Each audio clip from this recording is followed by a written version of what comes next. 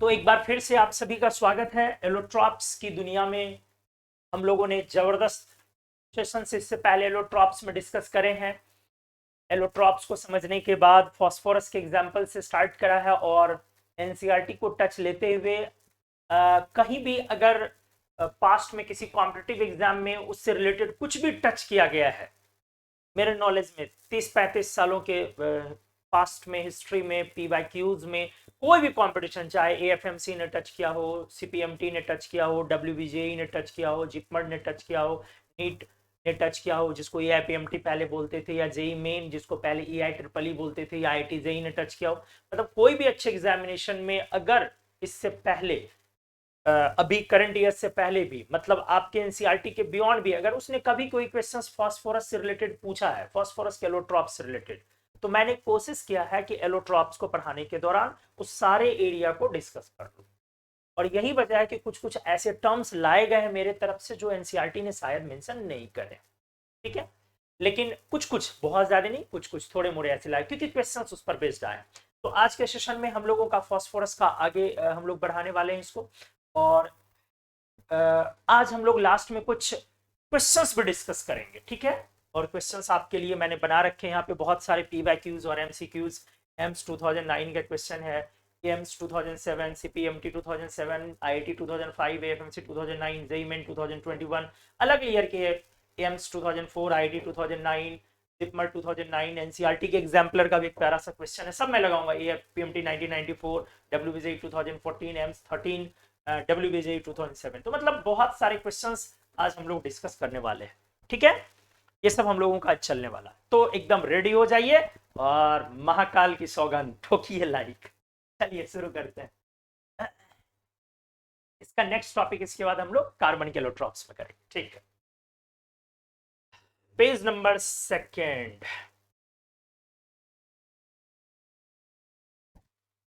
Start होना है हम लोगों का आज ब्लैक फॉस्फोरस।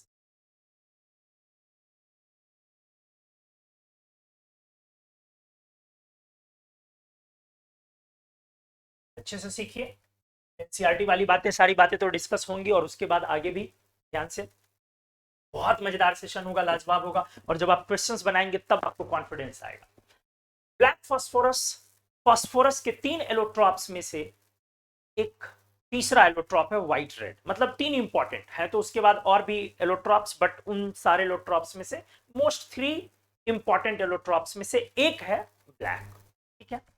इसका भी कोई नेचुरल अबंडेंस, मतलब नेचुरल एग्जिस्टेंस नहीं है, मतलब नेचर में ब्लैक फॉस्फोरस नहीं पाया जाता। जैसे व्हाइट नहीं पाया जाता, रेड नहीं पाया जाता, तो ब्लैक फॉस्फोरस भी नेचर में नहीं पाया जाता। ऑनलाइन की दुनिया है, आप इनऑर्गेनिक केमिस्ट्री को जल्दी, मैं आपको सजेस्ट करूंगा कि आप गूगल करके कभी ना पढ़ा करें।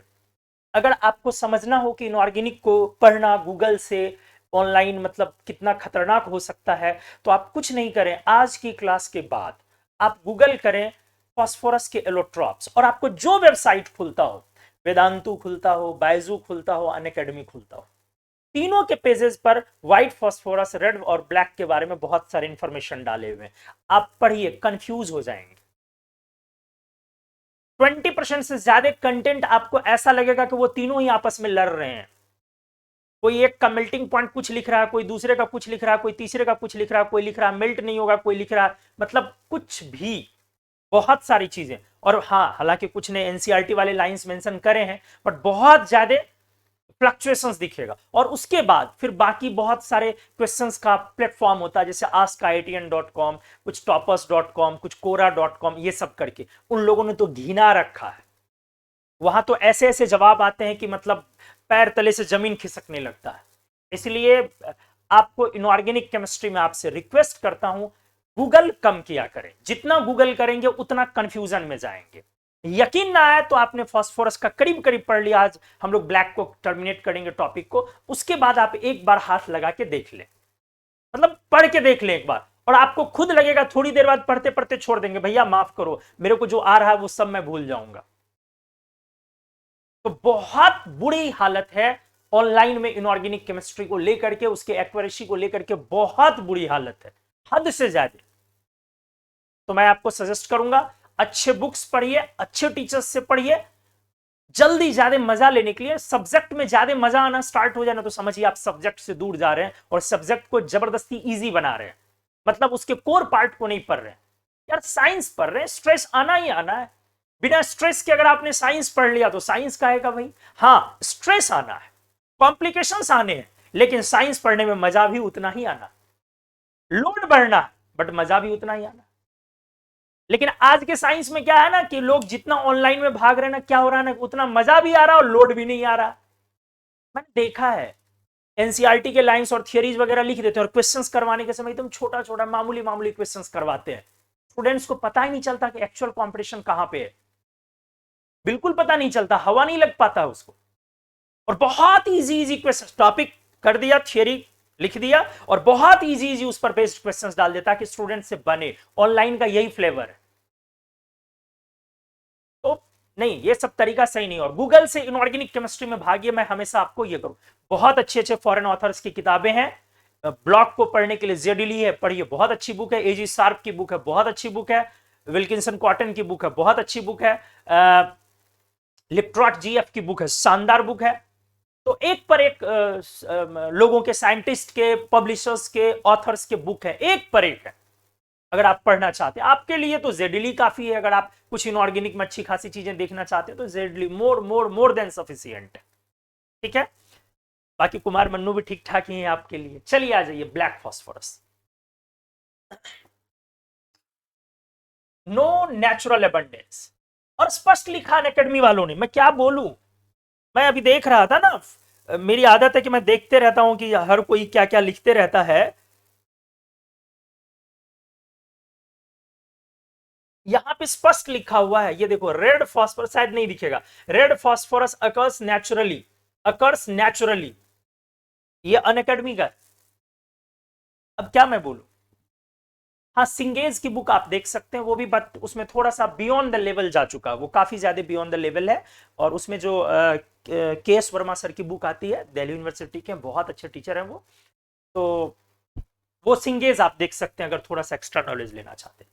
तो पहला पॉइंट, नो नेचुरल अबंडेंस, मतलब नेचर में पाया नहीं जाता है। तो आखिर कैसे आएगा। It can be obtained from white phosphorus, इसको आप ला सकते हैं व्हाइट फॉस्फोरस। ठीक है, कैसे। हमारा ये जो व्हाइट फॉस्फोरस है, ठीक से देखिएगा। हाँ, अब white phosphorus as well as red phosphorus, ये दोनों पॉइंट पहले लिख, दोनों ही फॉस्फोरस से अपन इसको ला सकते हैं। किसको, ब्लैक फॉस्फोरस को। अब आइए सर, दो फॉस्फोरस से लाने का मतलब क्या है।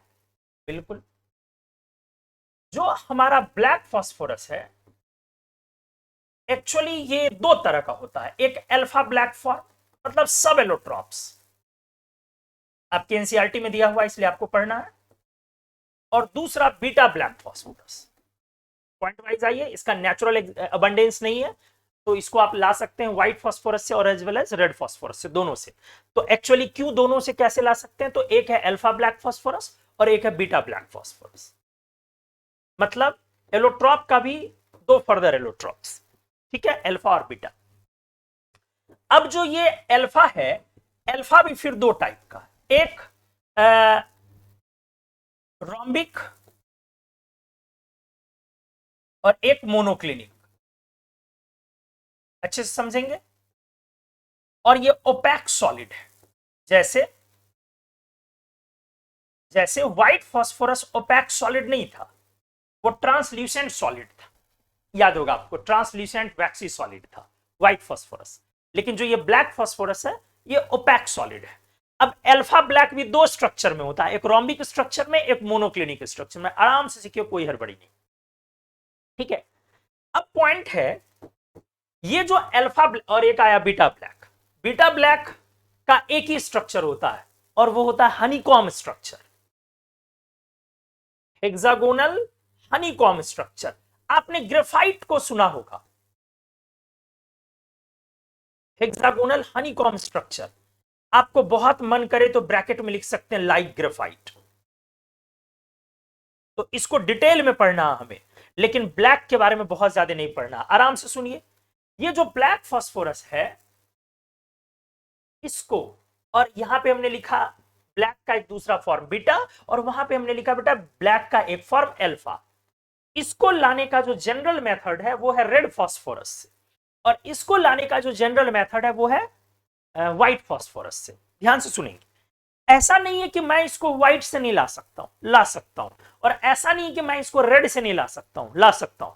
बट जनरली अपने एनसीईआरटी ने जो मेंशन किया है, जनरली जो हम लोग यूज करते हैं वो अल्फा ब्लैक फास्फोरस को लाते हैं रेड फास्फोरस से, इजी मेथड, और बीटा ब्लैक फास्फोरस को लाते हैं व्हाइट फास्फोरस से। ठीक है, दोनों को पॉइंट हम लोग डिस्कस करते हैं अगले पेज पर। आ जाइए ध्यान से, इधर था हमारा अल्फा ब्लैक और उधर था बीटा ब्लैक। अगर आप रेड फास्फोरस को हीट करते हैं 803 केल्विन पे, काफी इंपॉर्टेंट है, हमने बोला एलोट्रॉप में टेम्परेचर वैल्यू याद रखना होता। गर्म करते कितने पे? 803 केल्विन। 803 केल्विन को आप इसमें डाल के देखें, कन्वर्ट करके देखें कितना आ जाएगा, 530 शायद ना, 530 मतलब 530 डिग्री सेल्सियस, शायद यही, हाँ यही आएगा 273, हाँ ठीक है 530 डिग्री सेल्सियस, मतलब 803 केल्विन पर जब हम रेड फास्फोरस को हीट करते हैं, बट एक सील्ड ट्यूब में, नहीं तो क्या होगा ना, उसका इग्निशन होगा, वो जलने लगेगा, बर्न कर जाएगा ना। अगर ऐसे ओपन एयर में, हमने पढ़ा है रेड फास्फोरस का पिछले लेक्चर में, याद करो उसका इग्निशन टेम्परेचर क्या था, कितने पे जलना स्टार्ट हुआ था। जल्दी से एक बार रेड फास्फोरस का इग्निशन टेम्परेचर टाइप मारो तेजी से, जल्दी जल्दी देखो सबसे पहले किसने बताया है, जल्दी तेजी से, जल्दी जल्दी जल्दी। रेड फास्फोरस, हाँ देवेश वेरी गुड, 240, बहुत अच्छा बहुत अच्छा, वेरी गुड, सभी लोगों ने, एकदम सभी लोगों ने 240 लिखा, वेरी गुड। तो आइए, मैंने क्या बोला, इसे सील ट्यूब में हीट करना है 803 केल्विन पे। जब आप ऐसा करेंगे तो रेड फास्फोरस कन्वर्ट होगा ब्लैक के अल्फा फॉर्म। ठीक है, अल्फा ब्लैक, क्लियर हो गया अच्छे से। क्या बोला हमने, रेड फास्फोरस को अगर हम एक सील ट्यूब में 530 डिग्री सेल्सियस पर, मतलब 803 केल्विन टेम्परेचर वैल्यू याद रखना, हीट करना है, तो वो अल्फा ब्लैक में पहुंचता है। अब आ जाइए बीटा को लाने के लिए, मैंने बोला बीटा के लिए कॉमन मेथड आप इस्तेमाल करें व्हाइट से। किससे? व्हाइट से। व्हाइट फास्फोरस को अगर आप around 200 temperature just greater than 200 पर लेंगे, काफी high pressure, very high pressure, very high pressure, मतलब 210 लिया जाता है वैसे, लेकिन आप छोड़िए हटाइए, डिपेंड करता है टेम्परेचर और प्रेशर का खेल। टेम्परेचर अगर बदलेगा तो आपको प्रेशर बदलना होगा, इसीलिए अराउंड 200 जब बोलेंगे तो आपको बोलना पड़ेगा बेटा प्रेशर 12,000 एटीएम, या इसको बोल सकते हो 1.2 गीगा पास्कल। गीगा पास्कल का मतलब समझ रहे हो, 1.2 इंटू 10⁹ गीगा पास्कल। इतने पर गर्म करने पर और इस हाई प्रेशर अप्लाई करने पर ये एक 2D मटेरियल के रूप में, 2D मटेरियल के रूप में अल्फा बीटा ब्लैक फास्फोरस आता है। Beta black phosphorus 2D material के रूप में ये आता है। 2D मटेरियल मतलब समझ रहे हो ना, 2 डायमेंशनल। ठीक है, आराम से एक बार फिर से मैं इसको रिपीट कर रहा हूं, आप अच्छे से ताकि समझ पाए।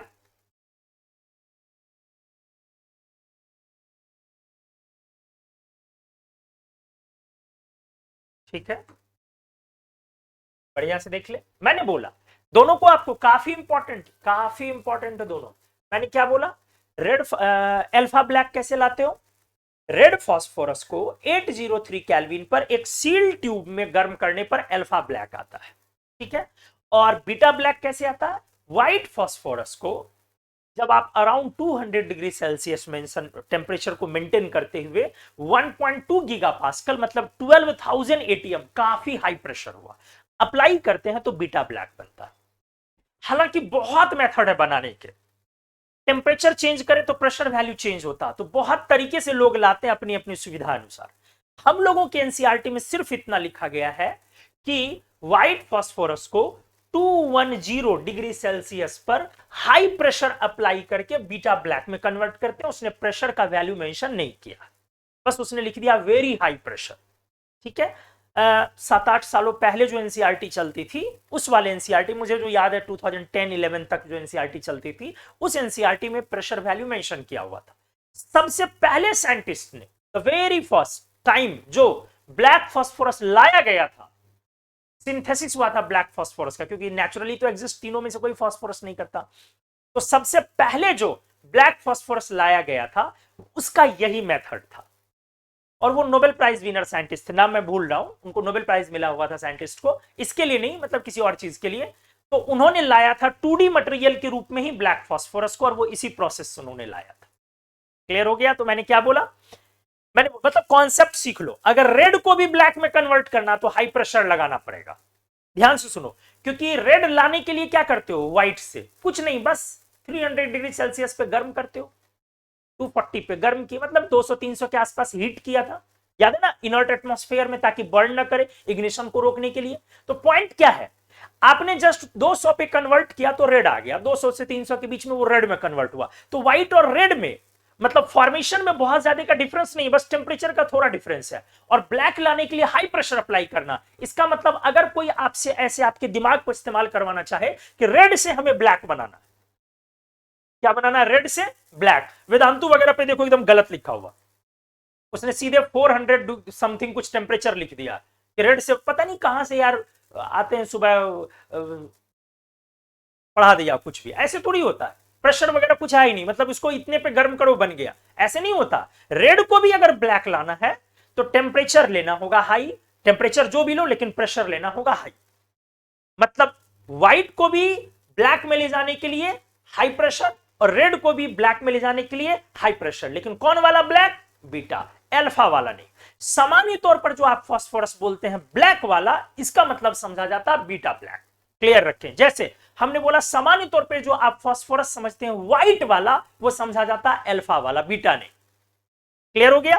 तो एलोट्रॉप में भी जो ज्यादा स्टेबल है, जो ज्यादा कॉमन है, हम लोग उसको ज्यादा यूज करते हैं। तो व्हाइट में भी सामान्य तौर पर अल्फा व्हाइट समझते हैं, लेकिन ब्लैक में सामान्य तौर पर आपको बीटा ब्लैक समझना। क्लियर है? मतलब एक कॉमन फास्फोरस है, तो हम लिखेंगे इसका कॉमन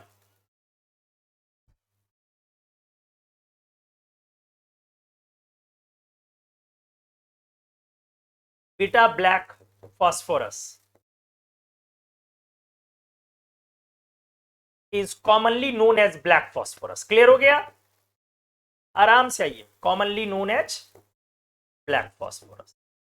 मतलब नहीं कुछ बोला जाए तो आप ब्लैक फास्फोरस किस फास्फोरस को बोलेंगे, बीटा वाले ब्लैक को, अल्फा को नहीं। ठीक है, alpha sir 2D material means 2 dimensional seat के फॉर्म में, बिल्कुल एग्जैक्टली, अभी डिस्कस होगा वो। ठीक है, मतलब ये एक स्पेशल कंडीशन है अल्फा ब्लैक लाने का। एक्चुअली वायलेट फास्फोरस बनाने के दौरान ये अल्फा ब्लैक बन गया था, तो इसलिए अल्फा ब्लैक आ जाता, और हमारे एनसीईआरटी ने मेंशन कर दिया, बिना सर पैर के यूज करने का कोई हिसाब किताब ही नहीं था। आपने व्हाइट फास्फोरस में अल्फा और बीटा यूज नहीं किया, और ब्लैक में अल्फा बीटा यूज किया, बेवजह का, कोई तुक नहीं है भाई, देना है तो एक दे दो, सबका 3-3 स्टूडेंट्स को भी हल्का पड़े, बेवजह। सर ये what is the mean by 2D material in beta black, अभी क्लियर होगा, मैं आ रहा हूं बीटा पे, पहले अल्फा को खत्म कर देता हूं, क्योंकि अल्फा में ज्यादा पढ़ना नहीं है हमारे एनसीईआरटी में, फिर उसके बाद बीटा में आता हूं। तो क्या कब पॉइंट निकला बेटा, एकदम आराम से स्मूथली सीखिए। क्या पॉइंट निकला कि सर ब्लैक फास्फोरस का नेचुरल अबंडेंस नहीं है। नेचुरल अबंडेंस नहीं होने का मतलब है नेचर में फास्फोरस का कोई भी एलोट्रॉप पाया ही नहीं जाता है, कोई भी एलोट्रॉप नहीं। फास्फोरस के एलोट्रॉप्स को हम एक दूसरे में कन्वर्ट करते हैं, और जो व्हाइट फास्फोरस लाते हैं जनरली, वो फास्फोराइट मिनरल के रिडक्शन से, जो व्हाइट के लेक्चर में हमने डिस्कस किया हुआ। ब्लैक में हमने बोला कि ब्लैक फास्फोरस, व्हाइट फास्फोरस और रेड फास्फोरस दोनों से ब्लैक आता है। कैसे? व्हाइट से जो जनरली लाया जाता है वो बीटा फॉर्म को, और रेड से जो जनरली लाया जाता है वो अल्फा फॉर्म को। जो अल्फा फॉर्म होता है वो ओपैक स्ट्रक्चर होता है, ओपैक सॉलिड होता है, और रोम्बिक और मोनोक्लिनिक दो स्ट्रक्चर के फॉर्म में ये पाया जाता है। एलोट्रॉप का सब एलोट्रॉप, इसका भी सब एलोट्रॉप, अल्फा और बीटा। अब अल्फा भी दो स्ट्रक्चर में पाए जाते हैं, रोम्बोहेड्रल और मोनोक्लिनिक फॉर्म में। क्लियर हो गया? आगे पॉइंट पर आया। बीटा ब्लैक हमने बोला इसका स्ट्रक्चर हेक्सागोनल हनीकॉम स्ट्रक्चर, इसे डिटेल में आप आगे चल के पढ़ेंगे। अभी अपन अल्फा को पहले निपटाने वाले हैं। अल्फा कैसे आया? रेड फास्फोरस को एक सील ट्यूब में 803 केल्विन पर गर्म करने पर अल्फा ब्लैक आता है। जबकि बीटा ब्लैक कैसे आता है? व्हाइट फास्फोरस को, व्हाइट को, रेड को नहीं, इस बार रेड को सीधे हाई प्रेशर लिख दो, काम चल जाएगा। तो व्हाइट फास्फोरस को 200 के जस्ट ऊपर ले जाने पर, काफी हाई प्रेशर 12,000 एटीएम पर हीट करने पर वो बीटा में कन्वर्ट होता है, और सामान्य तौर पर फास्फोरस का मतलब बीटा होता है। पहले अब मैं यहां पे इसको निकालता हूं। स्ट्रक्चर है सतीश, जैसे क्यूबिक स्ट्रक्चर है, जैसे बीसीसी स्ट्रक्चर है, सीसीपी स्ट्रक्चर है, बताया तो हमने है। वैसे रोम्बिक और मोनोक्लिनिक भी एक स्ट्रक्चर है। स्ट्रक्चर, हर स्ट्रक्चर का अलग अलग लुक होता है, वो भी क्यूब की तरह दिखता है, लेकिन नॉर्मल क्यूब की तरह नहीं दिखता वो। तो स्ट्रक्चर का नाम है रोम्बोहेड्रल एंड मोनोक्लिनिक। ठीक है, अजय अब मैं बातें कर रहा हूं, प्लीज अच्छे से देखेंगे। अब पॉइंट है कि अल्फा ब्लैक, दो तीन पॉइंट अल्फा ब्लैक के बारे में जानना है। अल्फा ब्लैक फास्फोरस,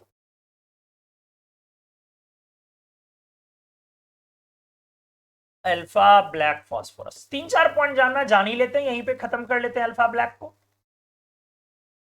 सबसे पहला पॉइंट, बहुत आसानी से सब्लिमेशन में चले जाता है। ठीक है, वेरी इजीली सब्लिम्स। सब्लिमेशन समझते हैं ना, मतलब डायरेक्टली सॉलिड से गैस में जाना। व्हाइट फास्फोरस भी हमारा इजीली सब्लिम होता था, याद करें अच्छे से, बट अल्फा ब्लैक बहुत आसानी से चले जाता है। क्लियर हो गया? मतलब व्हाइट फास्फोरस से भी ज्यादा आसानी से कौन जाता है सब्लिमेशन में? Alpha black. लेकिन भाई साहब ये नहीं जाता है, नो सब्लिमेशन प्रॉपर्टी। इसका सब्लिमेशन प्रॉपर्टी नहीं है। इसको तो मेल्ट करने में हालत खराब हो जाएगी आपको, बहुत हाई प्रेशर देके इसको मेल्ट किया जाता है, हाई प्रेशर हाई टेम्परेचर लगा के इसको मेल्ट किया जाता है। तो दोनों में देखिए स्ट्रक्चर की वजह से कितना डिफरेंस है। यही एलोट्रॉप की मैंने बातें करी थी पहले लेक्चर में, कि लोग बोलते हैं कि एलोट्रॉप्स में सिमिलैरिटी होती है बहुत सारी, बहुत नहीं, बहुत ज्यादा डिफरेंट होता है। पॉइंट वाइज आते जाइए। तो हमने बोला बहुत ही आसानी से सब्लिमेशन में चला जाता है। अगला पॉइंट, आप कितना भी एफर्ट लगा लें, इसको आप एयर से ऑक्सीडेशन नहीं कर सकते, एयर में इग्निशन नहीं कर सकते, कितना भी एफर्ट लगा ले, can not be oxidised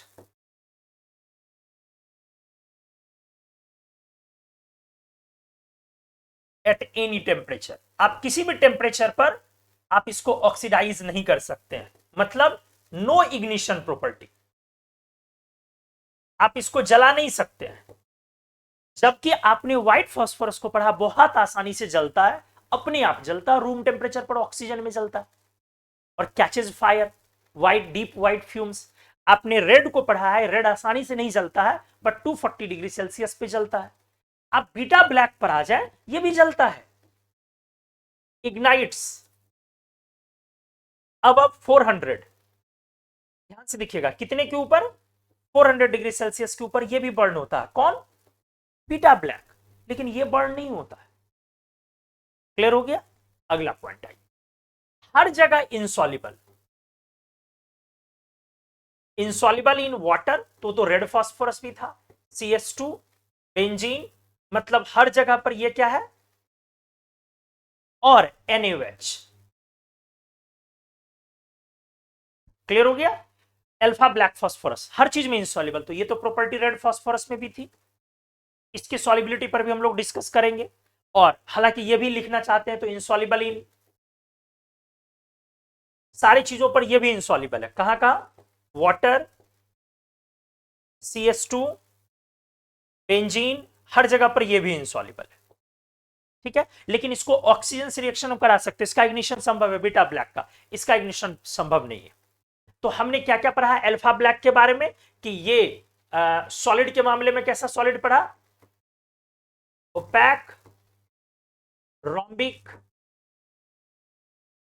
rhombohedral and monoclinic solid. इसके बारे में 4-5 पॉइंट हमने डिस्कस कर दिया। क्या क्या, ओपैक, और ओपैक स्ट्रक्चर आप समझते हैं, रोम्बोहेड्रल और मोनोक्लिनिक सॉलिड है, बिल्कुल इंसॉल्युबल है, बहुत ही आसानी से सब्लिमेशन में चला जाता है और हम इसका ऑक्सीडेशन नहीं करते हैं। इसके पास कोई भी केमिकल प्रॉपर्टी नहीं है, नो केमिकल यूज, कोई केमिकल प्रॉपर्टी नहीं, मतलब किसी चीज से रिएक्शन नहीं करता। भैया इतना ट्राई करके ऑक्सीजन से नहीं करा सकते तो दूसरे से क्या घंटा करवाएंगे, तो इसका कोई केमिकल प्रॉपर्टी नहीं है। तो हमारे सिलेबस में अल्फा ब्लैक के बारे में दैट्स इट, इससे ज्यादा नहीं हमें पूछेगा। क्लियर हो गया। अब आते हैं हम बीटा पे, क्योंकि हमें फास्फोरस को जो पढ़ना है वो पूरे तरीके से सिर्फ और सिर्फ पढ़ना है किसको, बीटा को। देखिए अब ये क्या लिख रहे हैं विवेक, अरे ये क्या लिख रहे हो, ओपैक ओपैक ओपैक ओपैक बेटा। Ashish Kumar, great to see you sir after a long time, I am your student studying in IISc Bangalore. क्या बात है आशीष जी, कॉन्ग्रेचुलेशन। कभी बताए नहीं, कौन सा सब्जेक्ट लेकर के आईआईसी बेंगलुरु में पढ़ रहे हो आशीष? आप मेरे से अलग से बात कीजिएगा, आराम से इत्मीनान से बात कीजिएगा, और मेरा नंबर प्रोबेबली आपके पास होना चाहिए।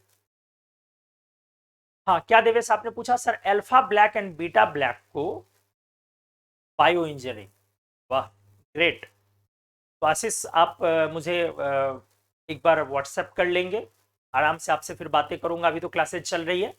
ठीक है, आईआईसी क्या होता है इंडिया में साइंस अगर आपको पढ़ना है तो उसके लिए इंडिया की best institution is IISc Bengaluru. ठीक है, रिसर्च के लिए best institution is IISc Bengaluru, Abdul Kalam भी वहां से हैं आईआईसी बेंगलुरु। तो मेरा नंबर होगा आपके पास आशीष, आप जरूर एक बार मेरे से कांटेक्ट करेंगे। हाँ क्या देवेश आपका है, सर अल्फा ब्लैक मतलब आईआईसी बेंगलुरु में पढ़ना एक गर्व की बात है बेटा, आईआईटी में पढ़ने से। हाँ सीवी रमन भी थे बिल्कुल एग्जैक्टली आशीष, आईआईसी बेंगलुरु में पढ़ने का जो प्राउड है ना, वो आईआईटी बॉम्बे में पढ़ने के प्राउड से ज्यादा बड़ा वो प्राउड है। अब आईआईसी बेंगलुरु यार बहुत रेयर स्टूडेंट्स, कम स्टूडेंट्स जा पाते हैं, ऑप्ट कर पाते हैं। अब तो शायद उसने बैचलर की भी डिग्री शायद कुछ कुछ कोर्सेज स्टार्ट करें शायद, अदरवाइज कुछ सालों तक तो बैचलर था ही नहीं। मुझे लग रहा है शायद 1-2 कोर्स बैचलर का भी स्टार्ट हुआ, वहां तो सारे मास्टर्स और पीएचडी वाले ही थे। तो आशीष आपको नंबर है ना, आपके पास मेरा नंबर है ना, आप एक बार मेरे से टच कर लीजिएगा। Sir alpha black and beta black को किसी एलोट्रॉप के सब एलोट्रॉप्स हैं, अल्फा एंड बीटा ब्लैक किसी एलोट्रॉप के सब एलोट्रॉप हैं, तो दोनों के प्रॉपर्टीज में इतना डिफरेंस क्यों है, होता है। अच्छा आपका ये कहना है, ओ डिफरेंस होने का एक लॉजिक क्या, रीजन क्या है ना, कि जो बीटा है ना बना है ना, वो काफी हाई प्रेशर पर बना है, इसीलिए वो इंटायरली डिफरेंट है, और वो पॉलीमेरिक फॉर्म है, तो इस वजह से ऐसा है, इसीलिए वो सब्लिमेशन में नहीं, उसका स्ट्रक्चर उसका मेन रीजन हो गया। ठीक है, कि वो पॉलीमेरिक फॉर्म में और बहुत हाई प्रेशर अप्लाई करके बनता है, इस वजह से बहुत ज्यादा डिफरेंट है। बहुत बढ़िया क्वेश्चन देवेश आपने पूछा, क्योंकि सामान्य तौर पर सब एलोट्रॉप्स के जो होते हैं वो प्रॉपर्टीज थोड़ा रिजेंबल करते हैं, उतना ज्यादा वैरी नहीं करता, मेल्टिंग पॉइंट भी थोड़ा सा वैरी करता नहीं, बीपी भी थोड़ा सा डिफर, मतलब सब कुछ थोड़ा थोड़ा ही डिफर करता, केमिकल प्रॉपर्टी भी क्लोज होता। बहुत अच्छा पॉइंट देवेश ने पूछा है, देवेश के लिए ताली बजाओ सभी लोग, ग्रेट देवेश, वेरी गुड, बहुत अच्छा। अंकित कुमार, सर पता कैसे चलेगा कि अल्फा ब्लैक फास्फोरस है या कि बीटा ब्लैक फास्फोरस? आपको कुछ नहीं करना, आपको सीधा ब्लैक का मतलब बीटा समझना, अगर मेंशन करेगा तो बेटा आपने समझना है कि अल्फा या बीटा, अदरवाइज बीटा समझना, नॉर्मल ब्लैक। वनीतुल, sir ji penetration and shielding के ऊपर कुछ क्लास लेंगे प्लीज? अच्छा ठीक है, मैं देखूंगा, ले लूंगा। और क्या है सर अल्फा, क्या पूछा पीयू आपने, सर अल्फा और बीटा की रिएक्टिविटी एक बार और समझा दीजिए। बहुत डिफरेंस है अल्फा और बीटा की रिएक्टिविटी, बहुत ज्यादा का डिफरेंस। बीटा भी बहुत रिएक्टिव नहीं है, बट अल्फा तो बिल्कुल ही नहीं है। अल्फा को हम एयर से ऑक्सीडाइज नहीं कर पा रहे हैं, ये इतना कम रिएक्टिव है। तो अल्फा को हम एयर से भी ऑक्सीडाइज नहीं कर पा रहे हैं, ठीक है। हाँ बिल्कुल।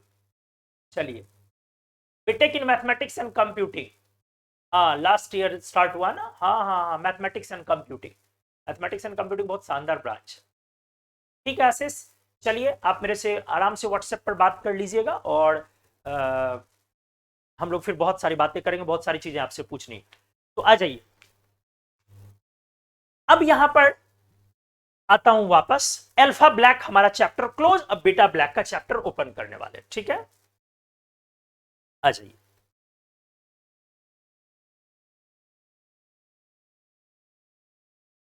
ब्लैक फॉस्फोरस, नहीं कुछ बोला जाए तो beta black for,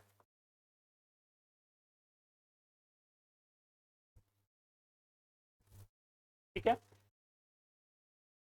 sir alpha के स्ट्रक्चर में स्ट्रेन एंगल, अच्छा ठीक है, सब कुछ आएगा अल्फा में। अल्फा में नहीं नहीं नहीं नहीं नहीं, बिल्कुल नहीं, बिल्कुल नहीं, ये सब चीजें नहीं। आ जाइए, black phosphorus beta black form, clear हो गया पॉइंट। बना कैसे? Prepared by applying very high pressure to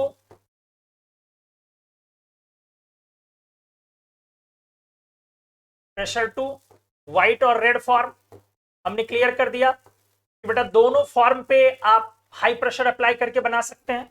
जब हाई प्रेशर अप्लाई होगा तो वो डेफिनेटली जो है, जब भी जाएगा तो बीटा में ही जाएगा। जब भी हाई प्रेशर अप्लाई होगा तो वो डेफिनेटली जब भी जाएगा तो बीटा में ही जाएगा। क्लियर हो गया ना? हाई प्रेशर वाले में अल्फा में कन्वर्जन नहीं है। और रेड से व्हाइट से दोनों से कर सकते हैं, अलग बात है कि हमें व्हाइट से बोलना होता है, ठीक है। अब आ जाइए, सबसे पहला पॉइंट अगला इसका स्ट्रक्चरल एनालिसिस।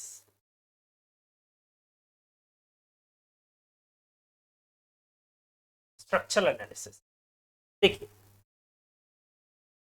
जो हमारा व्हाइट फास्फोरस है, दिस इज टेट्राहेड्रल वाला, और बॉन्ड एंगल इज 60 डिग्री। यहां से जब हमारा रेड कन्वर्ट हुआ था, थोड़ा सा एंगल स्ट्रेन कम हो गया था,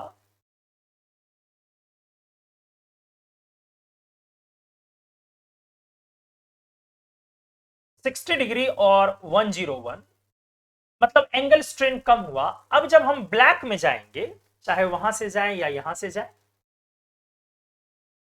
ब्लैक में जब जाएंगे हम, तो ब्लैक में जाने के बाद अब हमारा आराम से हनीकॉम स्ट्रक्चर आता है।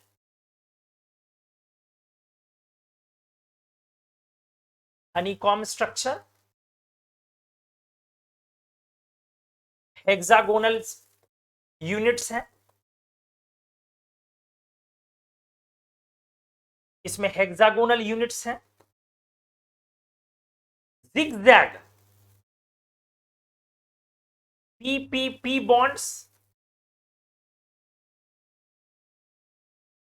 और स्ट्रक्चर लाइक ग्रेफाइट है।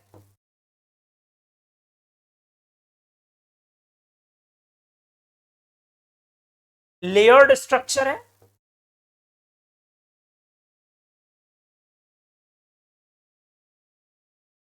ठीक है। लेयर्ड स्ट्रक्चर मतलब ग्रेफाइट की तरह हनीकॉम स्ट्रक्चर है, हेक्सागोनल यूनिट्स हैं उसमें, जिगजैग पीपीपी बॉन्ड्स हैं, और स्ट्रक्चर ग्रेफाइट की तरह है, और लेयर जैसे ग्रेफाइट में लेयर बाय लेयर, और लेयर्स आपस में वेंडरवाल फोर्सेस के थ्रू स्टैक है।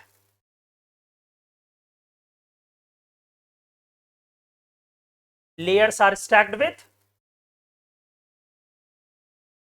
वेंडरवाल फोर्सेज, मतलब जैसा ग्रेफाइट में होता है, आपने 9th-10th में पढ़ा होगा।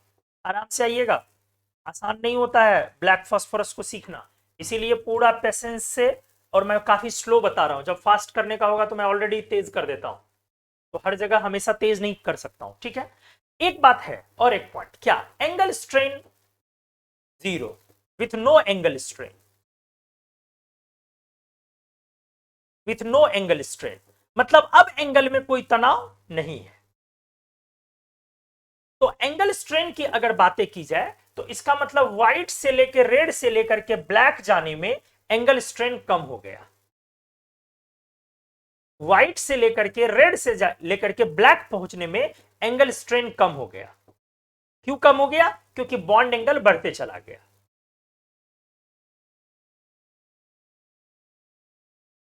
तो कौन सा फास्फोरस एंगल स्ट्रेन से फ्री है? With no angle strain. कौन सा फास्फोरस एंगल स्ट्रेन से फ्री है? तो ब्लैक फास्फोरस। बिल्कुल अंकित आ रहा है अपना वेंडरवाल फोर्स वाला एक्सप्लेनेशन, वो मैं डिस्कस करता हूं। ठीक है, व्हाइट से जब रेड में गए आप तो रेड में जाने के बाद बॉन्ड एंगल बढ़ा और एंगल स्ट्रेन कम हुआ। ब्लैक में जाने पर और एंगल स्ट्रेन हट गया, मतलब वो ग्रेफाइट की तरह स्ट्रक्चर है। तो एंगल स्ट्रेन करीब करीब अब हमारा करीब करीब नहीं, ब्लैक में हट गया। ठीक है,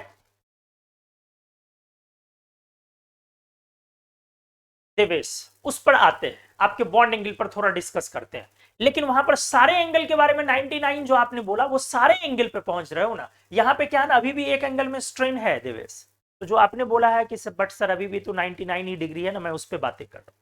अभी भी यहाँ पे क्या है, 60 है। यहाँ तो बॉन्ड एंगल बढ़ गया ना इसके रिस्पेक्ट में काफी। 99 और 100 में तो कोई डिफरेंस होता नहीं है ज्यादा, बहुत ज्यादा का डिफरेंस है नहीं।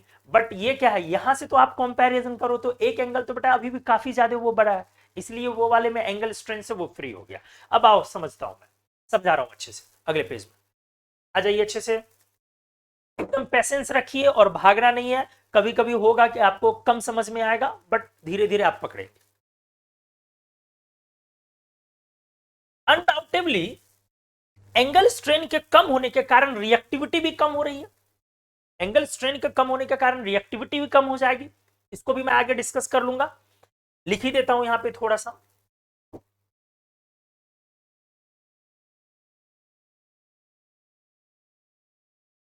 बिल्कुल बिल्कुल, रिएक्टिविटी भी कम हो जाएगी, रिएक्टिविटी भी डिक्रीज कर जाएगी क्योंकि एंगल स्ट्रेन कम हो गया। ठीक है,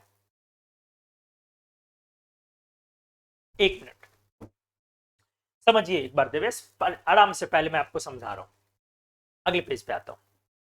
पहले अब स्ट्रक्चर पहले बनाओ। देखो पहले ये जो पीपीपी बॉन्ड है, इसी जिगजैग लाइन से ब्लैक फास्फोरस में, यही पहला पॉइंट है। देखो ये है हमारा जिगजैग है, पीपीपी जिगजैग बॉन्ड्स, यही है।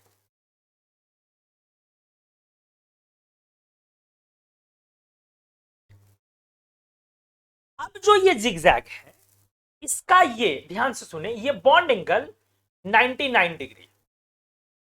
ठीक है, तो अगर आपसे बोला जाएगा कि भाई हमारा ब्लैक फास्फोरस में बॉन्ड एंगल क्या है, तो 99 डिग्री। ठीक है, लेकिन एक पॉइंट है, शर्तें लागू, कंडीशन अप्लाई, स्टार जो बोलते हैं। ठीक है, ध्यान समझिए क्या। अब क्या है, यहां से ये जो पीपीपी है ये आपस में कनेक्ट होंगे। ये लीजिए, मैंने इसको ऐसे रख दिया, थोड़ा सा समझना मुश्किल हो सकता है आपके लिए, ऐसे रख दिया मैंने ये जिगजैग को। अब नीचे दूसरा जिगजैग बनाऊंगा, एकदम जैसे मैगी वाला जो आप वो पैकेट खोलो और मैगी का लेयर बाय लेयर होता ना, आप एक लेयर निकाल लो, ऐसे ही रहता है। ठीक है, अब उस पर दूसरा वाला ले लो ध्यान से,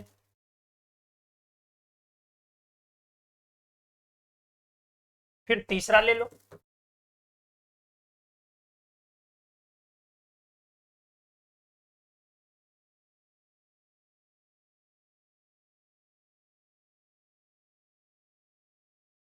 अब आप फील करें,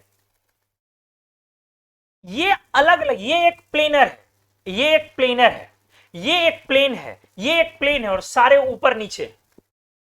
तो अभी भी आप इस बोर्ड पर ही प्लेन में, ध्यान से सुनिए, अभी भी ये आप इस बोर्ड पर ही प्लेन में, सब क्लियर होगा, एकदम पेशेंस रखें। मैंने बोला कि ये पीपीपी जिगजैग यूनिट है, तो ये पीपीपी हमारा जिगजैग यूनिट है। ये दूसरा यूनिट एक और लिया हमने, तीसरा लिया, ढेर सारे कनेक्ट हो रहे हैं। आप ध्यान से देखिएगा, जब ये फ्री पीपीपी यूनिट है तो 99 डिग्री बॉन्ड एंगल है वहां पे। जब ये फ्री पीपीपी यूनिट है तो 99 डिग्री बॉन्ड एंगल है, जब हमने उसको अलग कर दिया।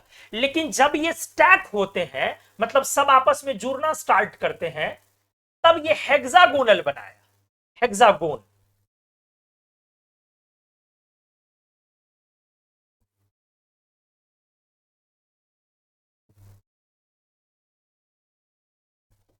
आराम से आइए। अब ये हेक्सागोन बनाया इस तरह से, ये इधर और ये इधर। अब जब ये हेक्सागोन बनाया तो ये एक एकदम प्लेनर हेक्सागोनल सीट स्ट्रक्चर, एकदम ग्रेफाइट की तरह सीट स्ट्रक्चर। ध्यान से सुनते जाइएगा। तो इस समय में अगर हम देखें, ये ग्रेफाइट वाला जो है ये एकदम प्लेन बढ़िया सा स्ट्रक्चर, तो एंगल यहां पर 120 होगा। लेकिन जब ये फ्री पीपीपी यूनिट्स में है तो इनका जो एंगल है वो 99 है। जब ये जुड़ना स्टार्ट करते हैं और ऐसे रिंग बनाते चले जाते हैं, तब इसका एंगल और बढ़ जाता है, 120 चला गया। क्योंकि 6 मेंबर का रिंग है, ग्रेफाइट में एग्जैक्ट एंगल कितना होता है? 90 डिग्री, सॉरी 120 डिग्री। तो बॉन्ड एंगल, इसीलिए ब्लैक फास्फोरस में बॉन्ड एंगल बोलने से आपको बचना चाहिए। बढ़िया से सुनिएगा, ब्लैक फास्फोरस में बॉन्ड एंगल बोलने से बचना चाहिए। तो सामान्य तौर पे ब्लैक फास्फोरस का मैं बॉन्ड एंगल नहीं लिखता हूं। ऑफलाइन क्लासेस में तो थोड़ा सा चलो बोलने के लिए लोग बोल देते हैं, तो चलो लिख दिया मैंने, लेकिन बोलने से आपको बचना चाहिए। और क्या, और एक पॉइंट है, रुकिए। जब ये पीपीपी यूनिट्स कंबाइन होकर के वो चेन में फैलने लगते हैं, तो पहले वो 3D मटेरियल भी बनाते हैं, आ रहे तिरछे, फिर धीरे धीरे 2D में सेट होते हैं। हर समय में एंगल अलग अलग होता है। इसीलिए हम लोगों को ब्लैक फास्फोरस में बॉन्ड एंगल बोलने से बचना चाहिए। मतलब जब ये सेट होते हैं ना, ये पीपी हुआ ना, तो कभी कोई पीपी उठ गया, कभी कोई पीपी डाउन हो गया, कोई पीपी प्लेन से बेटा उठ गया, कोई पीपी प्लेन से डाउन हो गया, फिर धीरे धीरे सेट होते जाएगा। जब ये फाइनल ब्लैक बनेगा, स्थिर होगा, तो ये इस तरह से प्लेन मटेरियल होगा और उस समय एंगल 120 पे सेट होगा। तो हमें बॉन्ड एंगल बोलने से ब्लैक फास्फोरस में बचना चाहिए, आपसे रिक्वेस्ट करता हूं। क्लियर हो गया? हाँ प्रणय, वेरी गुड। इसका जो स्ट्रक्चर है एग्जैक्टली ग्रेफाइट की तरह, और बहुत सारी चीजें मैं एक्सप्लेन करता हूं। देवे से 1 नंबर सर। अरे दिल भेज रहे हो, दिल क्यों भेज रहे हो यार? अच्छा है ना, बढ़िया है, ठीक है, गुड। तो आपको रेड फास्फोरस के बारे में, वेलकम दिवेश, रेड फास्फोरस के बारे में बेटा हमने क्या बोला? सॉरी, ब्लैक के बारे में बॉन्ड एंगल बोलने से बचना चाहिए।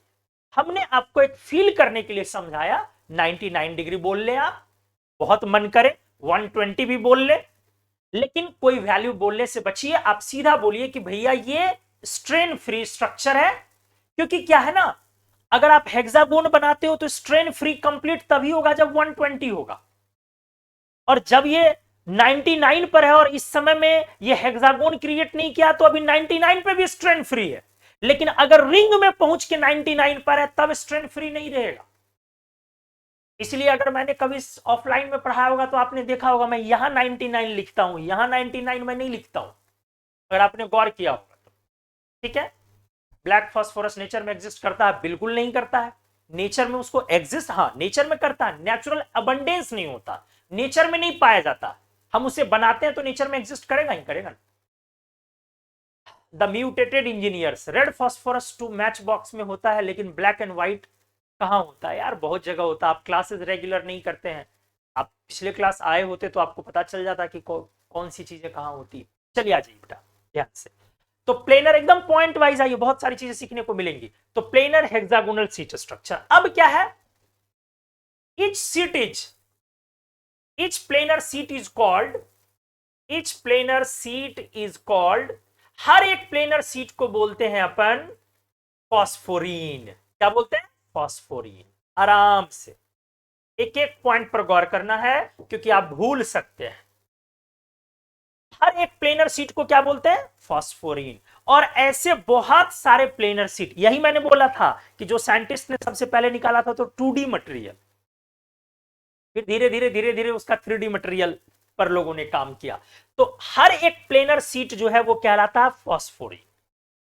ठीक है, अगला पॉइंट, फॉस्फोरीन लेयर्स, मतलब एक लेयर को फॉस्फोरीन बोलते हैं। अब ऐसे ऊपर नीचे ढेर सारे लेयर्स हैं। फॉस्फोरीन लेयर्स आर इंटर कनेक्टेड, आपस में एक दूसरे से कनेक्टेड है, जुड़े हुए हैं, थ्रू वेंडरवाल फोर्सेज। इसके थ्रू वेंडरवाल फोर्सेज के, लाइक लाइक ग्रेफाइट, ग्रेफाइट की तरह हमारा ये जो है वो वेंडरवाल फोर्सेस की तरह जुड़ा हुआ। वेंडरवाल में 2 ए लिख दिया मैंने, वेंडरवाल में मेरी आदत खराब है, वॉल की तरह डबल ए बार बार कर देता हूं। ठीक है, तो क्या बोला मैंने, फॉस्फोरिन लेयर्स जो है वो आपस में इंटरकनेक्टेड है, किससे, वेंडरवाल फोर्स से। किसकी तरह, बिल्कुल ग्रेफाइट की तरह। ग्रेफाइट में भी ऐसा ही है। अगले पेज में आ रहा हूं, मैं समझा रहा हूं, दिखा रहा हूं, ये देख लीजिए। अरे यहाँ पी लिखा है कि भूल गया यार, हाँ लिखा है, मुझे लगा सीसी तो नहीं कर दिया। ये देख लिए, आराम से आराम से। फास्फोरस में नहीं कुछ बोलेंगे तो दोस्त अपन समझेंगे बीटा ब्लैक फॉस्फोरस। ये एक लेयर, मान लो ऐसा एक लेयर है, ये एक फॉस्फोरिन लेयर है,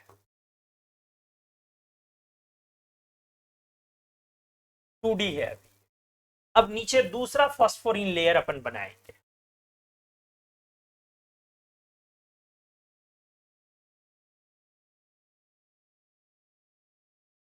ऐसे ही तो ग्रेफाइट में भी आपने किया है।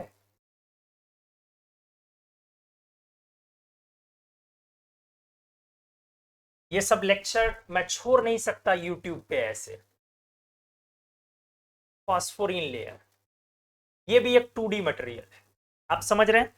फिर तीसरा फॉस्फोरिन लेयर,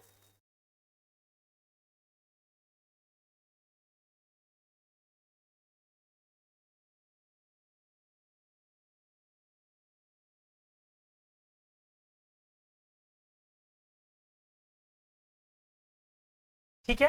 अब हमने बोला कि ये लेयर्स आपस में जो जुड़े हुए हैं वो वेंडरवाल फोर्स, वेंडरवाल फोर्स को हिंदी में बोलते हैं अंतर आणविक बल, जो मॉलिक्यूल्स को बांधते हैं। क्योंकि जो कंपाउंड होता है उसमें बहुत सारे मॉलिक्यूल्स होते हैं, तो मॉलिक्यूल्स आपस में कैसे जुड़ता है, वेंडरवाल फोर्सेस से। तो किस फोर्स से ये जुड़ा हुआ, V dot F, van der Waals forces.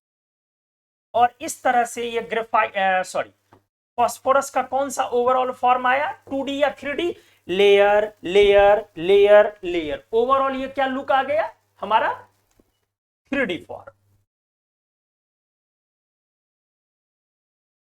3D form of beta black phosphorus. मतलब अगर आपसे बोलेगा कि ब्लैक फॉस्फोरस का प्लेनर स्ट्रक्चर किस बॉन्ड के कारण है, तो प्लेनर स्ट्रक्चर है कोवेलेंट बॉन्ड के कारण। और 3 डायमेंशनल स्ट्रक्चर किस बॉन्ड के कारण है, तो 3 डायमेंशनल स्ट्रक्चर है वेंडरवाल फोर्स के कारण। प्लेनर स्ट्रक्चर, प्लेनर मतलब 2D structure of black phosphorus is due to, phosphorus में बीटा बार बार लिखना जरूरी नहीं है, ब्लैक में, is due to covalent bond. Clear है बेटा, जो प्लेनर स्ट्रक्चर वो कोवेलेंट बॉन्ड की तरह, वाइल वहीं पर जो इसका 3 डायमेंशनल, जो इसका 3 डायमेंशनल 3D स्ट्रक्चर है of black phosphorus is due to van der Waals forces. Clear है,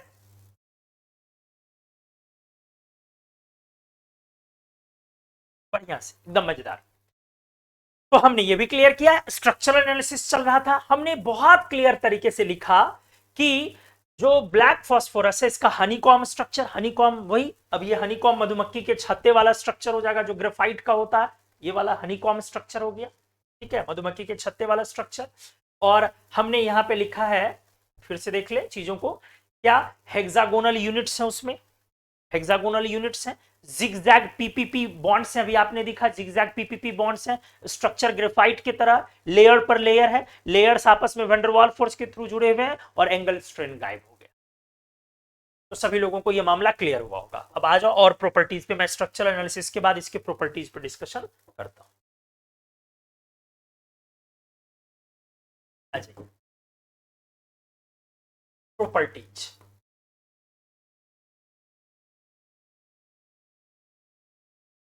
फिजिकल एंड केमिकल।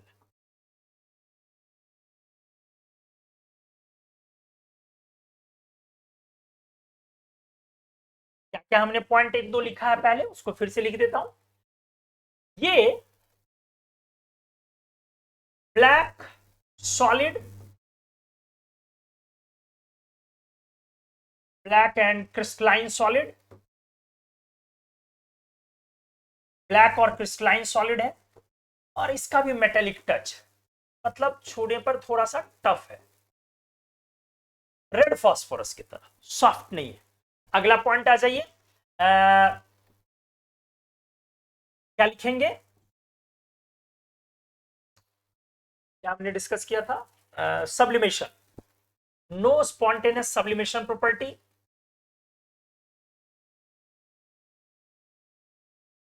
ये सब्लिमेशन में नहीं जाता है अपने आप, किसके तरह, अल्फा फॉर्म की तरह, very difficult to melt, very difficult to melt, no specific melting. अब लोग पगला पगला के मेल्टिंग पॉइंट लिख देते हैं, बहुत डिफिकल्ट है, ग्रेफाइट वाला हाल है, ग्रेफाइट को मेल्ट कर पाओगे, ग्रेफाइट के लिए मेल्टिंग पॉइंट वैल्यू लिख दोगे, तो ग्रेफाइट वाला हाल है। अगर हाँ स्लिपरी भी है, सब कुछ मैं समझा रहा हूं, चीजों को देखे पहले अच्छे से। स्लिपरी किस मामले में कह रहे हैं, वो अलग चीज है बेटा, पहले समझिए। बहुत डिफिकल्ट टू मेल्ट है। अगर आप बीटा ब्लैक फास्फोरस को मेल्ट करना चाहते हैं तो इसको मेल्ट कर सकते हैं काफी हाई प्रेशर अप्लाई करके। और हमने पिछले क्लास में बोला था कि जब भी आप किसी भी फास्फोरस को मेल्ट करके लिक्विड में ले जाते हैं तो वहां पर वापस से P4 मॉलिक्यूल्स आ जाता है, एकदम फ्री P4 मॉलिक्यूल्स आता है। क्लियर हो गया, can be melted at very high pressure. तो इसीलिए इसका मेल्टिंग पॉइंट हम डिफाइन नहीं कर सकते, क्योंकि प्रेशर पर डिपेंड करता है कि कितना प्रेशर दें तो कितना टेम्परेचर होगा। तो इसको जो है हमने बोला कि अगर आप मेल्ट करना भी चाहो बेटा तो बहुत हाई प्रेशर पर मेल्ट कर सकते हो। इसका कोई मेल्टिंग पॉइंट वैल्यू नहीं लिखोगे, गूगल खोलोगे तो खूब सारा मेल्टिंग पॉइंट वैल्यू आ जाएगा। ठीक है, हाँ आशीष, बिल्कुल बिल्कुल आइसोलेट कर सकते हैं, बिल्कुल आइसोलेट कर सकते हैं। तभी तो हमने बोला ना, जब आप बिल्कुल आइसोलेट कर सकते हैं।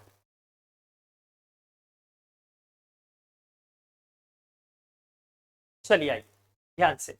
तो black crystalline solid spontaneous sublimation property नहीं होगी, काफी डिफिकल्ट है मेल्ट करना, इसलिए इसको अगर मेल्ट करना चाहते हैं तो बहुत हाई प्रेशर अप्लाई करना पड़ेगा और कोई स्पेसिफिक मेल्टिंग पॉइंट नहीं होगा।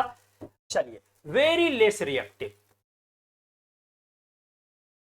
काफी कम रिएक्टिव है। मतलब अगर आप बोले रिएक्टिविटी के बारे में तो इस तरह से रिएक्टिविटी हमारा व्हाइट फास्फोरस का बेटा ज्यादा, फिर रेड फास्फोरस का, और सबसे कम ब्लैक फास्फोरस। इसकी बातें कर रहा हूं मैं, एकदम आराम से सुन ले, लेक्चर तुरंत हट जाएगा। ठीक है, व्हाइट फास्फोरस का, तब रेड फास्फोरस का, और तब ब्लैक फास्फोरस का रिएक्टिविटी। इसीलिए काइनेटिक स्टेबिलिटी का ऑर्डर रिवर्स होगा। Kinetic stability is not stability, kinetic stability is inertness, kinetic stability means inertness towards reactivity. Kinetic stability कोई स्टेबिलिटी नहीं, वो बॉन्ड की मजबूती को नहीं बताता। क्लियर हो गया, वो बॉन्ड की मजबूती को नहीं बताता। काइनेटिक स्टेबिलिटी का मतलब हुआ कि रिएक्टिविटी के तरफ इनर्टनेस, तो रिएक्टिव कौन ज्यादा है, व्हाइट, तो उसकी काइनेटिक स्टेबिलिटी कम हुई। तो काइनेटिक स्टेबिलिटी किसकी ज्यादा हो गई, व्हाइट फास्फोरस, रेड फास्फोरस और ब्लैक फास्फोरस। हमने क्या बोला बेटा, kinetic stability is not stability. इसको बहुत लोग स्टेबिलिटी बोल देते हैं, ये स्टेबिलिटी है ही नहीं, बिल्कुल नहीं है। इसका मतलब होता है कि inertness towards reactivity. Kinetic stability का मतलब इनर्टनेस टुवर्ड्स रिएक्टिविटी। ठीक है, बाकी स्टेबिलिटी का तो मामला आपने पढ़ा हुआ ही है। स्टेबिलिटी मतलब थर्मोडायनामिक स्टेबिलिटी, स्टेबिलिटी का मतलब है थर्मोडायनामिक स्टेबिलिटी। तो वो सबसे ज्यादा किसकी है, ब्लैक की। बोलोगे कि सर ऑर्डर तो सेम आ गया, आईआईटी वालों ने 2005 में पूछा था और एएफएमसी में 2009 में पूछा था। स्टेबिलिटी मतलब थर्मोडायनामिक स्टेबिलिटी, तो ये सबसे ज्यादा किसकी है, व्हाइट से ज्यादा रेड की और रेड से ज्यादा ब्लैक की। मैं क्या बोल रहा हूं अच्छे से आप समझ ले। आप बोलोगे कि सर ये क्या मजाक है, ये दोनों तो एक ही ऑर्डर आया, मतलब काइनेटिक स्टेबिलिटी का और थर्मोडायनामिक स्टेबिलिटी का तो एक ही ऑर्डर आया सर। अभी आया, जरूरी नहीं है कि हर एलिमेंट के एलोट्रॉप में यही आ जाए। स्पॉन्टेनियस मतलब स्वतः, अपने आप। अभी आया जरूरी नहीं है सेम, जैसे डायमंड एंड ग्रेफाइट में ले लें। तो जब आप डायमंड एंड ग्रेफाइट की बात करेंगे, अच्छे से समझेंगे, तो डायमंड और ग्रेफाइट में स्टेबिलिटी ज्यादा ग्रेफाइट की होती है। स्टेबिलिटी ज्यादा ग्रेफाइट की होती है। और जो काइनेटिक स्टेबिलिटी होती है वो डायमंड की ज्यादा होती है, क्योंकि डायमंड इनर्ट होता है टुवर्ड्स एनी केमिकल। तो डायमंड इनर्ट होने के कारण डायमंड का काइनेटिक स्टेबिलिटी ज्यादा हो गया ग्रेफाइट से। लेकिन ग्रेफाइट का थर्मल स्टेबिलिटी, थर्मोडायनेमिक स्टेबिलिटी ज्यादा हो गया डायमंड से। इसीलिए हर बार थर्मोडायनेमिक और काइनेटिक का ऑर्डर सेम नहीं रहेगा। फास्फोरस के केस में है। और हमने क्या बोला, काइनेटिक स्टेबिलिटी का मतलब कोई स्टेबिलिटी नहीं है, उसका मतलब है रिएक्टिविटी के तरफ इनर्टनेस, इनर्टनेस टुवर्ड्स रिएक्टिविटी। तो क्लियर हमने किया, व्हाइट फास्फोरस से ज्यादा रेड फास्फोरस और रेड फास्फोरस से ज्यादा ब्लैक फास्फोरस काइनेटिक स्टेबिलिटी, और थर्मोडायनामिक भी व्हाइट से ज्यादा रेड, रेड से ज्यादा ब्लैक। मतलब तीनों फास्फोरस में लिस्ट रिएक्टिव कौन है? Black phosphorus. दैट इज, इसको यहां पे कर देता हूं नीचे थोड़ा, और वहीं पे एक लाइन लिख भी देता हूं। इतना सारा पॉइंट है ना कि क्या लिखना है अच्छे से। That is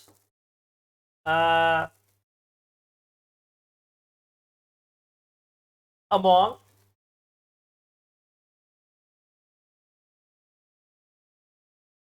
these three phosphorus, black phosphorus is least reactive। ठीक है, तीन फास्फोरस है, उसमें ब्लैक फास्फोरस जो है वो लिस्ट रिएक्टिव है। मैं 1 मिनट के लिए थोड़ा सा रुक रहा हूं, पॉज कर रहा हूं। एक कॉल बार बार रिपीटेडली आ रहा है, पता नहीं शायद कुछ ज्यादा इंपॉर्टेंट हो। दैट टू भाई साहब का आ रहा है, तो एक बार मैं 1 मिनट के लिए बस रुक रहा हूं।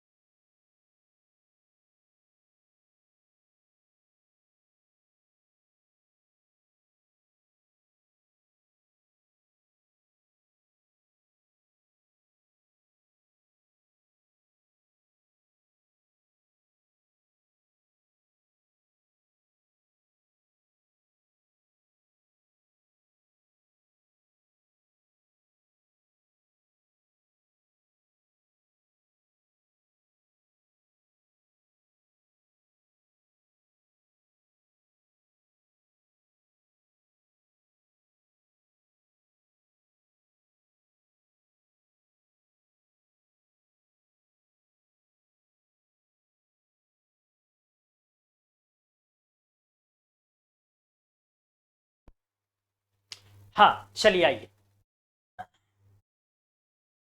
क्या क्या आप लोग बीच बीच में लिख दिए पता नहीं चला है, मैं इधर पॉइंट्स को पिक करने में लगा हूं। ठीक है, चलिए आइए पिक करता हूं पहले पॉइंट्स, पहले डिस्कस कर लेता हूं, फिर आपके डाउट्स को भी मैं देखता हूं। तो थर्मोडायनेमिक स्टेबिलिटी क्लियर हो गया, काइनेटिक स्टेबिलिटी क्लियर हो गया। अब अगला इंसॉल्युबल। अच्छा, सॉल्युबिलिटी से पहले एक और, हाँ, ब्लैक फास्फोरस, ब्लैक मतलब beta for, is electrically conducting. ये ग्रेफाइट की तरह इलेक्ट्रिकली कंडक्टिंग है। ये बहुत अच्छा पॉइंट है। जब ये भी पॉलीमराइज होता है तो इसके पास भी अनपेयर्ड इलेक्ट्रॉन्स आने स्टार्ट होते हैं। तो ब्लैक फास्फोरस जो है वो इलेक्ट्रिकली कंडक्टिंग है, किसके तरह? ग्रेफाइट की तरह। ठीक है, ये जो फ्री इलेक्ट्रॉन्स है, सॉरी अनपेयर्ड नहीं, फ्री बोलना है, क्या बोलना? फ्री, अनपेयर्ड नहीं, फ्री। इसके पास जो है क्या है? अनपेयर्ड इलेक्ट्रॉन है या फ्री इलेक्ट्रॉन है?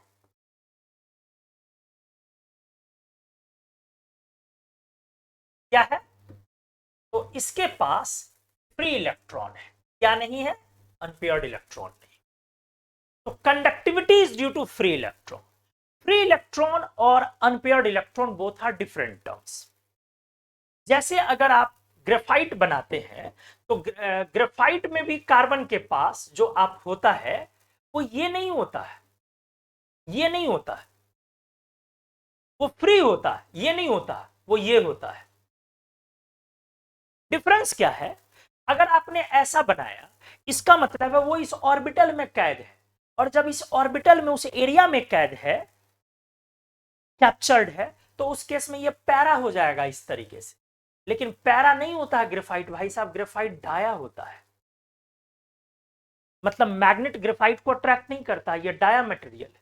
तो ये अनपेयर्ड इलेक्ट्रॉन्स आप नहीं बोले, आप इसको बोले फ्री इलेक्ट्रॉन्स।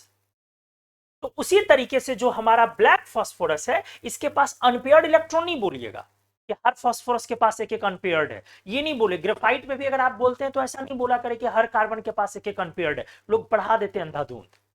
आपको क्या बोलना चाहिए? Free electrons. जो एक एक इलेक्ट्रॉन कार्बन का एक्स्ट्रा बच रहा था वो सब फैल चुका है, पूरे क्रिस्टल में चारों तरफ भाग चुका है। तो फ्री इलेक्ट्रॉन और अनपेयर्ड इलेक्ट्रॉन को पकड़ना समझिए। मेटल, जिंक हो या मैग्नीशियम, दोनों इलेक्ट्रिसिटी कंडक्ट करता है, दोनों के पास फ्री इलेक्ट्रॉन है। लेकिन मैग्नीशियम भी डायामैग्नेटिक और जिंक भी डायामैग्नेटिक है, मतलब दोनों के पास अनपेयर्ड नहीं है। अगर अनपेयर्ड हुआ तो वो पैरामैग्नेटिक हो गया, तो दोनों डायामैग्नेटिक है। तो ब्लैक फास्फोरस क्या है? पैरा है कि डाया? डायामैग्नेटिक है, पैरा नहीं है। और उसके पास अनपेयर्ड इलेक्ट्रॉन है कि फ्री इलेक्ट्रॉन है? तो उसके पास अनपेयर्ड इलेक्ट्रॉन है, सॉरी फ्री इलेक्ट्रॉन। यहां पर आप ये कर ही लीजिए, पी कर ही देता हूं। क्लियर है? चूंकि आप समझ गए तो यहां पे पी मैं लिख देता हूं।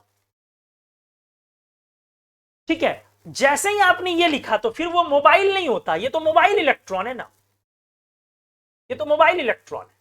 तो नॉन मेटल में आपने 9th-10th में पढ़ा था कि नॉन मेटल इलेक्ट्रिसिटी का कंडक्टर नहीं होता है, ग्रेफाइट छोड़ के। लेकिन आपके सामने एक नॉन मेटल और आ गया जो इलेक्ट्रिसिटी का कंडक्टर है। तो इस तरह से 10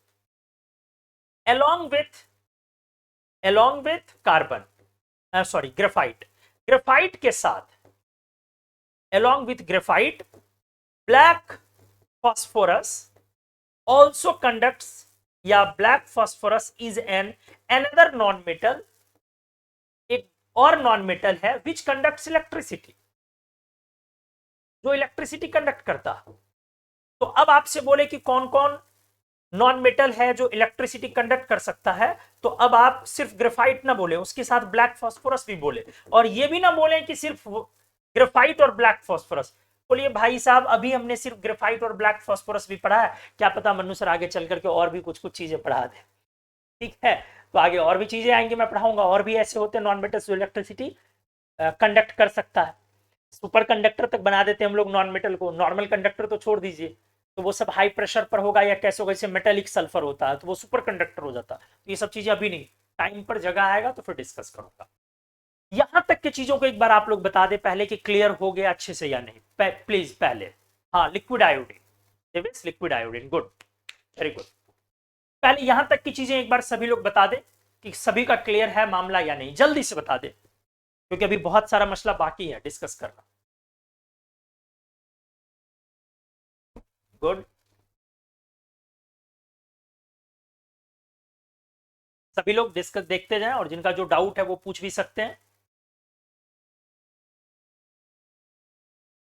तो हमने ये भी लिख दिया कि मेल्ट करना काफी डिफिकल्ट है, सब्लिमेशन, इग्निशन टेम्परेचर हमने वो भी मेंशन कर दिया था।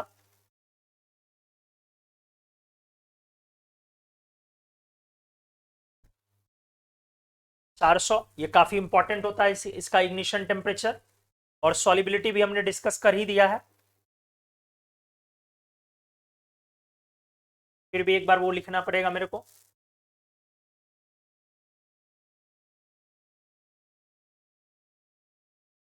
गुड, भैया का डाउट लीजिए, कौन सा डाउट बेटा? और क्या पॉइंट डिस्कस करना है? हाँ, इनसॉल्युबल इन NaOH,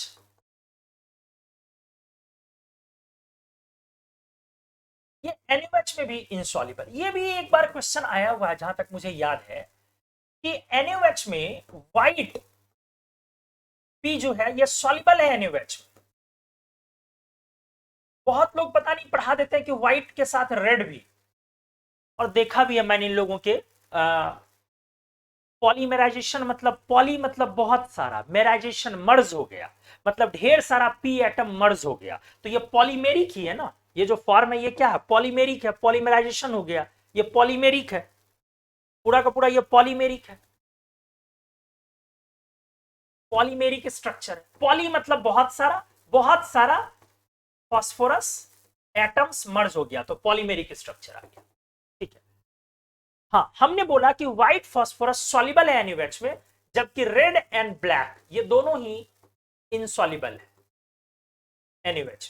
मतलब NaOH में जो रिएक्शन था वो सिर्फ जेई एडवांस्ड का, हमने एक दो क्लास पहले जेई एडवांस्ड का एक बड़ा प्यारा सा क्वेश्चन किया था, अगर आपको ध्यान हो, बहुत प्यारा क्वेश्चन किया था। उसमें हमने आपको लिखा था कि एक व्हाइट सॉलिड है, व्हाइट वैक्सी सॉलिड है, ऐसा था क्वेश्चन में, व्हाइट ट्रांसल्यूसेंट वैक्सी सॉलिड है ए, जब उसको आप गर्म करते हैं तो वो अपने एलोट्रॉप में जाता है, बी था उसमें लिखा हुआ, वो उसका एलोट्रॉप फॉर्म मतलब व्हाइट फास्फोरस के बाद। और आगे जो लिखा हुआ था कि जब ए को NaOH से रिएक्ट कराते हैं तो एक गैस आता है समथिंग सी। देखो उसने वो नहीं लिखा था कि बी को रिएक्ट करवाते, अगर आपको याद हो, मुझे याद है वो जेई एडवांस्ड इस बार का क्वेश्चन, उसमें लिखा हुआ था ए को जब NaOH से रिएक्ट कराते हैं, अगर उसने बी लिखा रहता तो कुछ बनता ही नहीं। तो NaOH का सिर्फ किससे रिएक्शन होता है, व्हाइट से फास्फोरस के तीनों फॉर्म में, और ब्लैक और रेड से उसका रिएक्शन नहीं होता है। ठीक है, ये भी लिख दिया हमने। लिखा कि can not be ignited, black phosphorus को can not be ignited below 400, 400 degree Celsius से नीचे आप इसको इग्नाइट नहीं कर सकते हैं। मतलब पी ब्लैक जो फास्फोरस है, अगर आप इसको चाहते हैं कि हम ऑक्सीजन से रिएक्ट करवाएं तो आपको टेम्परेचर को 400 ले जाना पड़ेगा, इग्निशन टेम्परेचर इसका कहला गया, और वो फिर से P4O10 बन जाएगा, deep white fume, deep white fume. कोई स्मेल नहीं होता ब्लैक फास्फोरस में, नो स्मेल, मतलब नो ऑर्डर, कोई इसमें स्मेल नहीं है, और non poisonous, non poisonous. Actually smell की भी बातें आप अगर याद करें तो स्मेल में जो बातें थी वो ये कि व्हाइट में स्मेल था, बट रेड में कोई स्मेल नहीं है और ब्लैक में कोई स्मेल नहीं है, नो ऑर्डर, इन दोनों में कोई स्मेल नहीं है, और ये दोनों ही नॉन पॉइजनस है। हालांकि मैं एक बातें बोलूंगा, रेड फास्फोरस उतना नॉन पॉइजनस नहीं होता, मतलब अगर आप रेड फास्फोरस खा लेंगे तो ऐसा नहीं कि आपको कुछ नहीं होगा, नुकसान होगा, लीवर डैमेज और किडनी फेलियर तक हो सकता है, मतलब नॉर्मली ऐसे नुकसान नहीं होगा, हल्का फल्का। जैसे व्हाइट फास्फोरस में क्या है, उसके इंटेक्ट से आपका बोन्स वीकनिंग प्रॉब्लम होती है, फॉसी जॉ, तो वो पॉइजनस होता है। लेकिन हम लोग रेड और इसको नॉन पॉइजनस बोलते हैं, लेकिन रेड थोड़ा टॉक्सिक होता है, लेकिन नॉर्मली पूछा जाए तो बोलेंगे नहीं टॉक्सिक नहीं होता है। ठीक है, और व्हाइट का स्मेल होता है, व्हाइट में गार्लिक स्मेल होता है, लेकिन उन लोगों में स्मेल भी नहीं होता। शायद ये पढ़ाया था वहां पे या नहीं पढ़ाया था, मुझे याद नहीं है व्हाइट के दिन, तो अभी मैंने डिस्कस कर दिया। ऐसे ही होता है ना, पढ़ाते पढ़ाते याद आती चीजें तो डिस्कशन में आ जाती है। तो स्मेल में व्हाइट में सिर्फ है, रेड और ब्लैक में स्मेल भी नहीं है। रेड और ब्लैक छूने में भी थोड़ा सा टफ है, हार्ड है, वो ग्रेफाइट की तरह स्लिपरी नहीं है। कौन, ब्लैक फास्फोरस ग्रेफाइट की तरह उतना स्लिपरी नहीं, इसका मेटेलिक टच है थोड़ा। ठीक है, और इसमें स्मेल नहीं है, और ये नॉन पॉइजनस है। सारे प्रॉपर्टीज मोर और लेस हमने डिस्कस कर दिए, और मुझे नहीं लगता है कि कुछ डिस्कस करना चाहिए। बॉन्ड एंगल भी डिस्कस कर दिया। ब्लैक फास्फोरस में बॉन्ड लेंथ काफी बड़ा होता है व्हाइट के रिस्पेक्ट, क्योंकि स्ट्रेन फ्री स्ट्रक्चर है तो बॉन्ड लेंथ काफी ज्यादा होता। ये भी कहीं लिखना है तो चलो मैं लिख देता हूं, 200 से ऊपर होता है बॉन्ड लेंथ, काफी ज्यादा होता है अब नॉर्मली। ठीक है, डिस्टेंस पी टू पी जो बॉन्ड लेंथ होता है ना, ये व्हाइट से काफी ज्यादा होता है। किसका, ब्लैक का, मुझे एग्जैक्ट ध्यान तो नहीं है, हाँ बस इतना ध्यान है 140 के आसपास उसमें होता है व्हाइट में, और इसमें 200 के अबव होता है, तो काफी ज्यादा होता है ब्लैक फास्फोरस में बॉन्ड लेंथ। ये ब्लैक फास्फोरस का एक और पॉइंट है कि काफी ज्यादा होता है। चलो अब एक पॉइंट और आगे जाता हूं, क्या, फास्फोरस का हमने लिखा था कि कोई भी फॉर्म अगर आप लें, हमने किया था ये पिछले लेक्चर में, फिर से लिख देता हूं, any form of phosphorus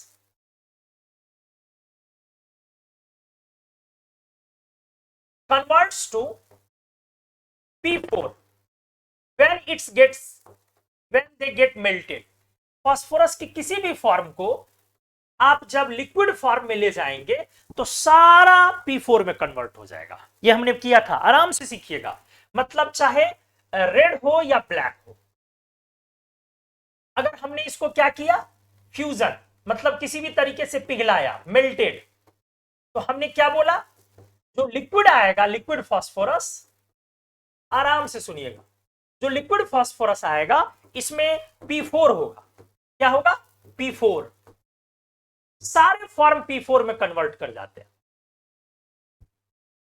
clear हो गया ना? व्हाइट का करें या रेड, व्हाइट तो खैर चलो है ही, रेड या ब्लैक दोनों ही किस में चला जाएगा, P4 में। अब P4 का ध्यान से देखिएगा, P4 can be evaporated to P2 diphosphorus vapour. आराम से सुनिएगा, बढ़िया से सुनिए प्लीज। डाइफॉस्फोरस वेपर क्या मतलब हुआ, जो P4 है, आप जब इसका याद करें, बॉइलिंग पॉइंट 282 था, मतलब जब टेम्परेचर आप 280 के ऊपर ले जाते हो तो शुरू में ये P4 का ही वेपर बनेगा। आराम से, अभी जो वेपर है उसमें सिर्फ कौन है, vapour consist of P4 only, सिर्फ P4 मॉलिक्यूल्स है। लेकिन अगर आप इसको टेम्परेचर थोड़ा ज्यादा पे गर्म करें, कितना, 800 के अबव जाए, तब P4 के साथ P2 बनने लगता है। नहीं समझे, हमने क्या बोला, P2 प्लस P4 वेपर है। अभी सारा P2 नहीं है, अभी दोनों वेपर है, P2 और P4 दोनों है। लेकिन जहां भी टेम्परेचर अब आप और ज्यादा ले जाएं, क्या, अगर आप टेम्परेचर को 1200 से लेकर के 2000 डिग्री सेल्सियस के बीच में रखेंगे, तब ये कंप्लीट कन्वर्ट्स कर जाएगा, converts completely to P2। P2 में कंप्लीट कन्वर्ट करता है, जो अनस्टेबल है। क्या है, अनस्टेबल। ये जो P2 है वो क्या है, अनस्टेबल। क्यों अनस्टेबल है, हमने पिछले लेक्चर में बोला था कि फास्फोरस अपने लार्ज साइज के कारण, as due to its large size या large size of phosphorus atom,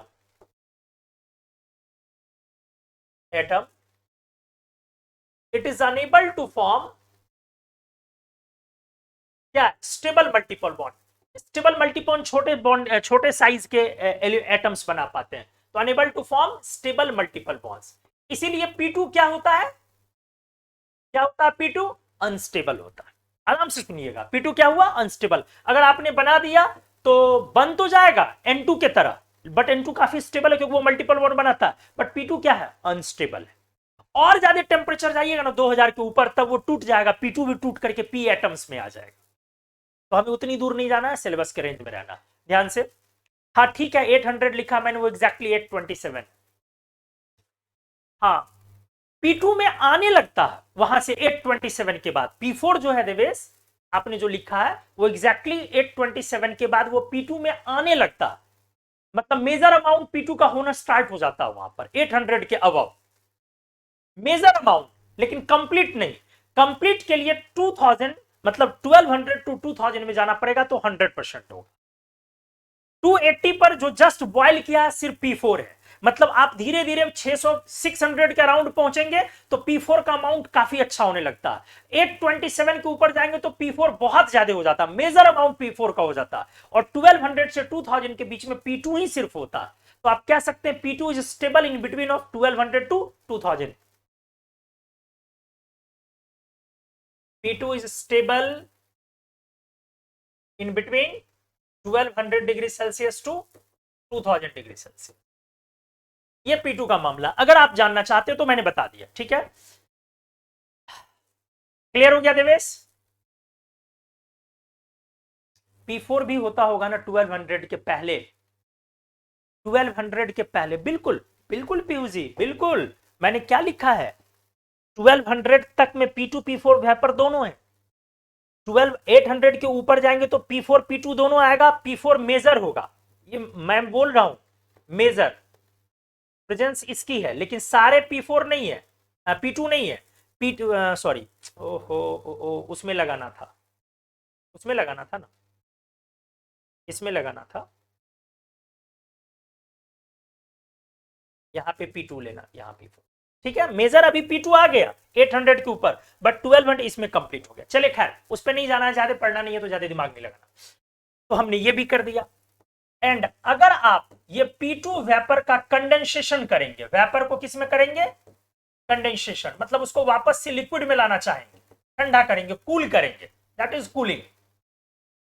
तो लिक्विड फास्फोरस का मतलब क्या होता है, अब आप समझ गए होंगे, वो वापस से कंडेंस होकर के किस में आ जाएगा, P4 लिक्विड में आ जाएगा। क्लियर हो गया, अच्छे से क्लियर हो गया,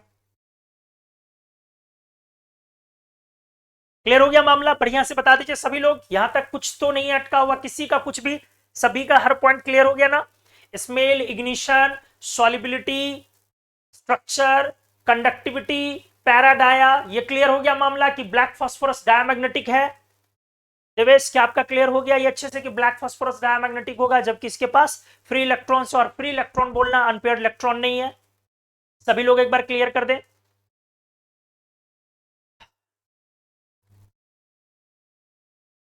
yes yes yes, good good good good, clear clear clear clear clear clear, yes sir yes sir yes sir yes sir, very good. यार दिमाग में इतना सारा पॉइंट रखने के लिए ना बहुत फोकस बनाना पड़ता है, नहीं तो फिर कुछ कुछ कुछ कुछ भूलते रहो।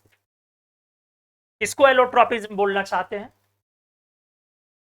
प्रशांत आपने क्या पूछा और अच्छे से क्लियर करे, चंदलाल वर्मा, आदित्य, अंजलि, अंकित, अमन, अद्विक, आशीष, सभी सब लोग क्लियर हो गया। एनिसोट्रॉपी, क्या एनिसोट्रॉपी को लेके क्वेश्चन था आपका, अच्छा ग्रेफाइट की तरह ब्लैक फास्फोरस, नहीं नहीं नहीं नहीं नहीं नहीं नहीं, एनिसोट्रॉपिक नहीं होता उसके तरह। Interlayer length of black phosphorus Pranay ने पूछा। बेटा ये ध्यान नहीं यार, उतने चीजें कहां से ध्यान रह पाएंगी भाई बेटा। लेकिन हाँ एक बात है, ग्रेफाइट में 345 पिकोमीटर होता है, इसका काफी ज्यादा होता है उससे, ये है थोड़ा सा, वो लार्ज साइज के कारण होता है। ठीक है, क्लियर हो गया प्रणय, बट वैल्यू कहां से एग्जैक्ट सारी चीजों की, इतनी सारी वैल्यू, इतनी चीजें पूछोगे तो कहां से सब चीज याद रहेगा। सर बॉन्डिंग बहुत कड़ा लगता है, क्या करे, थोड़ा सा उसको गर्म कर दो, सॉफ्ट हो जाएगा चंदलाल। सर मैं अभी बाथरूम में हूँ, आहा, बहुत अच्छी बात है। अब बाकी जनता समझ गई आप कर क्या रहे हैं, इसलिए वो भी बता नहीं दीजिएगा यहाँ पे मुंह खोल के। 331 पिकोमीटर, किसमें 331 बोल रहे हो बेटा Pranay, Devesh,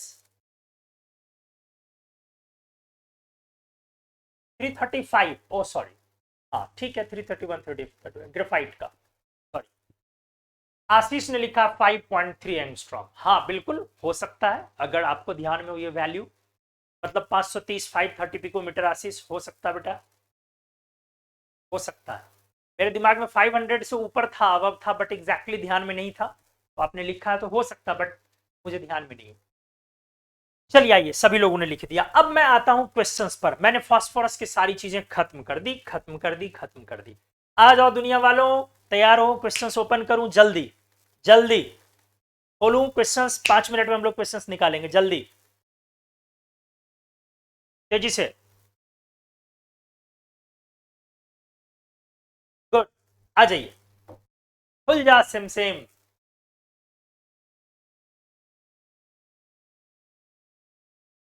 PYQs and MCQs, allotropes of phosphorus.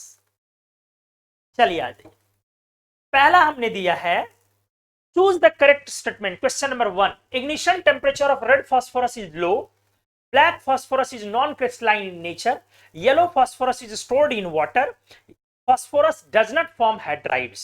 जल्दी से फर्स्ट क्वेश्चन का आंसर बताएं आप, तेजी से।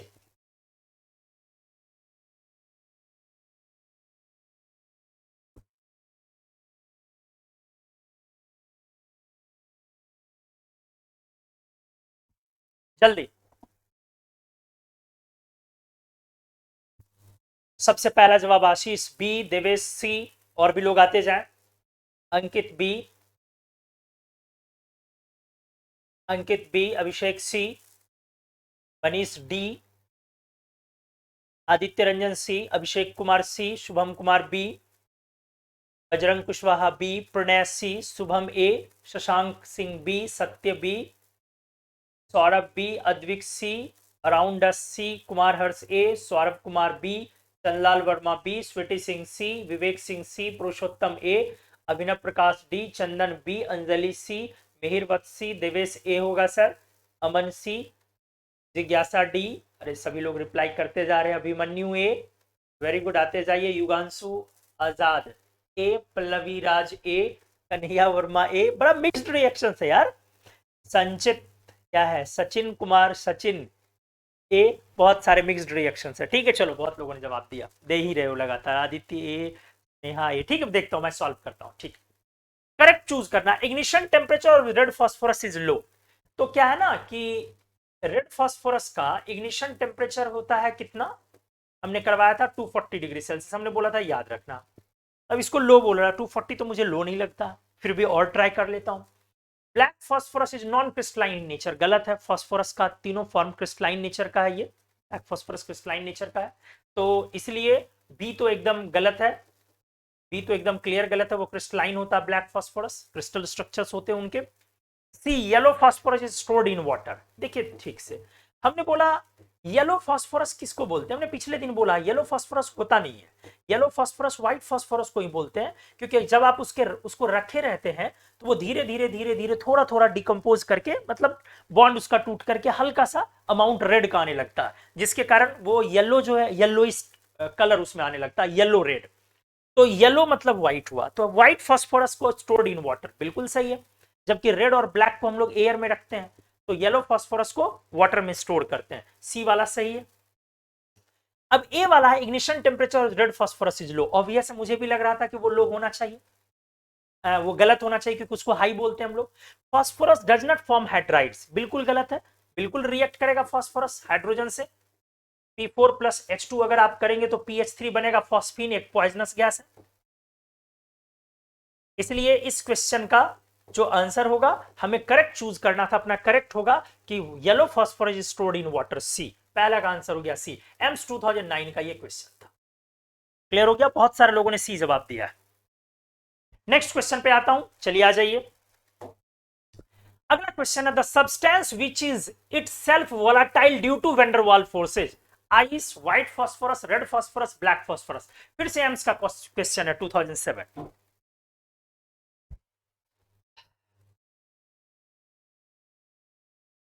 चलिए नेक्स्ट क्वेश्चन का आंसर स्टार्ट कीजिए।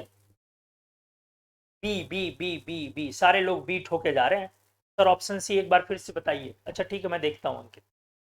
चंदन D, Harsh B, Kanhaiya B B B B, सारे लोग बी में है। बी बी, कुछ लोग सी बी हैं ज्यादातर। बी बी, एक दो डी आ रहे हैं, Vivek D. The substance which is itself volatile due to van der Waals force, मतलब वोलाटाइल, सॉलिड से वो गैस में जा रहा, वो वोलाटाइल। अब ये व्हाइट फास्फोरस है, आयोडीन हमने बोला था, रेड तो नहीं होता, ब्लैक तो नहीं होता। आइस होता है वोलाटाइल, आइस भी वोलाटाइल है, बट प्रॉब्लम क्या है ना, क्वेश्चन क्या रहा है, due to van der Waals force. ये क्वेश्चन को देखिए, आइस में H बॉन्ड होता है, ये नहीं है। आंसर क्या हो जाएगा हमारा, व्हाइट फास्फोरस। इसलिए सारे लोगों ने करीब करीब करेक्ट आंसर दिया, very good.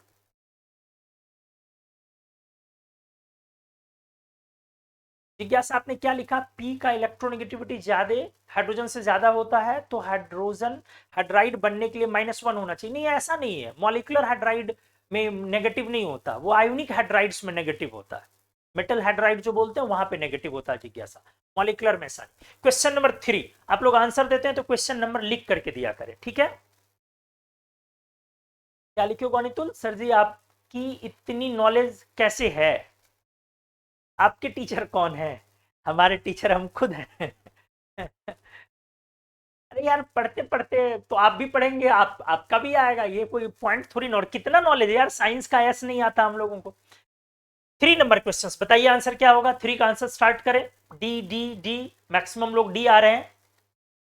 Why? Which phosphorus does not react with KH solution to produce phosphine gas? CPMT 2003 medical exam था पहले. Which phosphorus does not react with KOH solution to produce phosphine gas? हाँ, very good, सभी लोगों ने D answer किया. Very good, excellent, D होगा. न black और न रेड, इसलिए बोथ आंसर डी. चलिए, वेरी गुड. अगले क्वेश्चन पे आता हूं. Question number 4. Which phosphorus is thermodynamically most stable allotropic form of phosphorus? IIT ने भी 2005 में पूछा था और FMC ने 2009 में. जल्दी से क्वेश्चन नंबर 4 का आंसर, जल्दी से क्वेश्चन नंबर 4 का आंसर, तेजी से तेजी से तेजी से. 4 का सी सी सी सी सी सी भर दिया सभी लोगों ने. सी. ग्रेट ग्रेट ग्रेट, आते जाइए. सी सी सी सी सी, बहुत अच्छा, शानदार शानदार. सी सारे लोगों ने बिल्कुल एग्जैक्टली सी होगा answer. Thermodynamically most stable. Inorganic आएगा तो यार सेकंड भर में बनेगा, और नहीं आएगा तो घंटा दे दो, घंटा ना बनेगा. क्वेश्चन नंबर 5, जल्दी से 5 का आंसर कीजिए. जेईई मेन 2021, तेजी से. क्वेश्चन नंबर 5, तेजी से. 5 का सबसे तेजी जवाब पीहू ने दिया. क्या बात है, डी. और ऊपर लोगों ने दिया हो तो मैंने देखा नहीं. पुरुषोत्तम फिर D. Devesh Kumar D. Very good. Saurabh D. सारे लोग अब डी पे आ गए. मिहिर का सी है, बाकी सारे लोग डी. वाणितुल, चंदन, सचिन, सौरभ, प्रणय, सभी लोग डी. रिया, सत्या, अंकित, विवेक, सभी लोग डी. वेरी गुड, शानदार. Which one of the following is formed mainly? क्योंकि भाई साहब मेनली उस समय में क्या होता है, एक्चुअली वायलेट भी बन जाता है. जो सील ट्यूब में रेड फास्फोरस को हीट करते हैं ना, 803 केल्विन 530 डिग्री सेल्सियस पर बनते हैं ना, तो उसमें क्या बनता है आपका, अल्फा ब्लैक. एक्चुअली उसी टाइम पर वायलेट फास्फोरस भी बनता है, लेकिन वायलेट फास्फोरस तब आता है जब टिप का टेम्परेचर 400 के अप्रॉक्स होता, 440 ऐसे कुछ होता. टिप का, नीचे नहीं. उसी टेम्परेचर पे गर्म करते हैं, लेकिन टिप का टेम्परेचर अगर 440 का राउंड रहता है ना, तो उस समय में ऊपर में क्रिस्टल वायलेट फास्फोरस का था. इसलिए वायलेट फास्फोरस भी एक एलोट्रॉप है. और जेईई मेन ने बड़ा अच्छा इसलिए किया है, मेनली लिखा 410 एग्जैक्टली, मुझे याद आ गया, 410 टिप का टेम्परेचर रहता, तो वहां पे जो है उस समय में वायलेट बनता है, इसलिए क्वेश्चन में मेनली लगा दिया. तो क्वेश्चन का सही आंसर आप लोगों ने बोला है, क्या हो जाएगा, अल्फा. अल्फा डी सही. आप सारे लोगों ने सही किया जेईई मेन का ये question.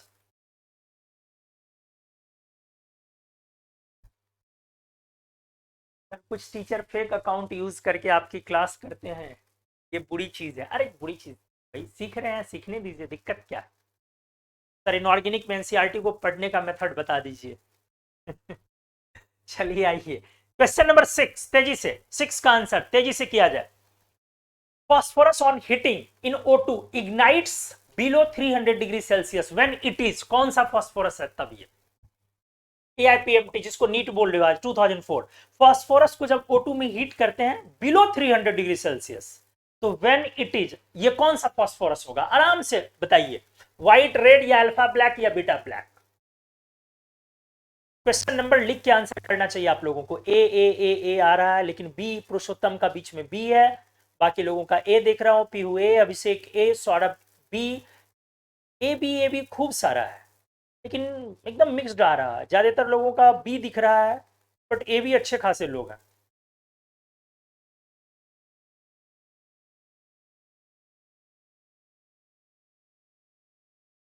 White phosphorus sir confirm, अभिषेक ने लिखा. ज्यादातर लोग बी लिख रहे हैं, बट बहुत सारे लोग ए में भी हैं. आते जाओ आते जाओ आते जाओ. देवेश ए बी दोनों लिखा है इसने, बट बदमाश. एआईपीएमटी का सिंगल करेक्ट करना. Purushottam B. B B B B B B B B सारे लोग बी पे आ गए, लेकिन अभी भी ए पे. आराम से आइए. एक जवाब देना देवेश, एक जवाब दो, क्या दोगे.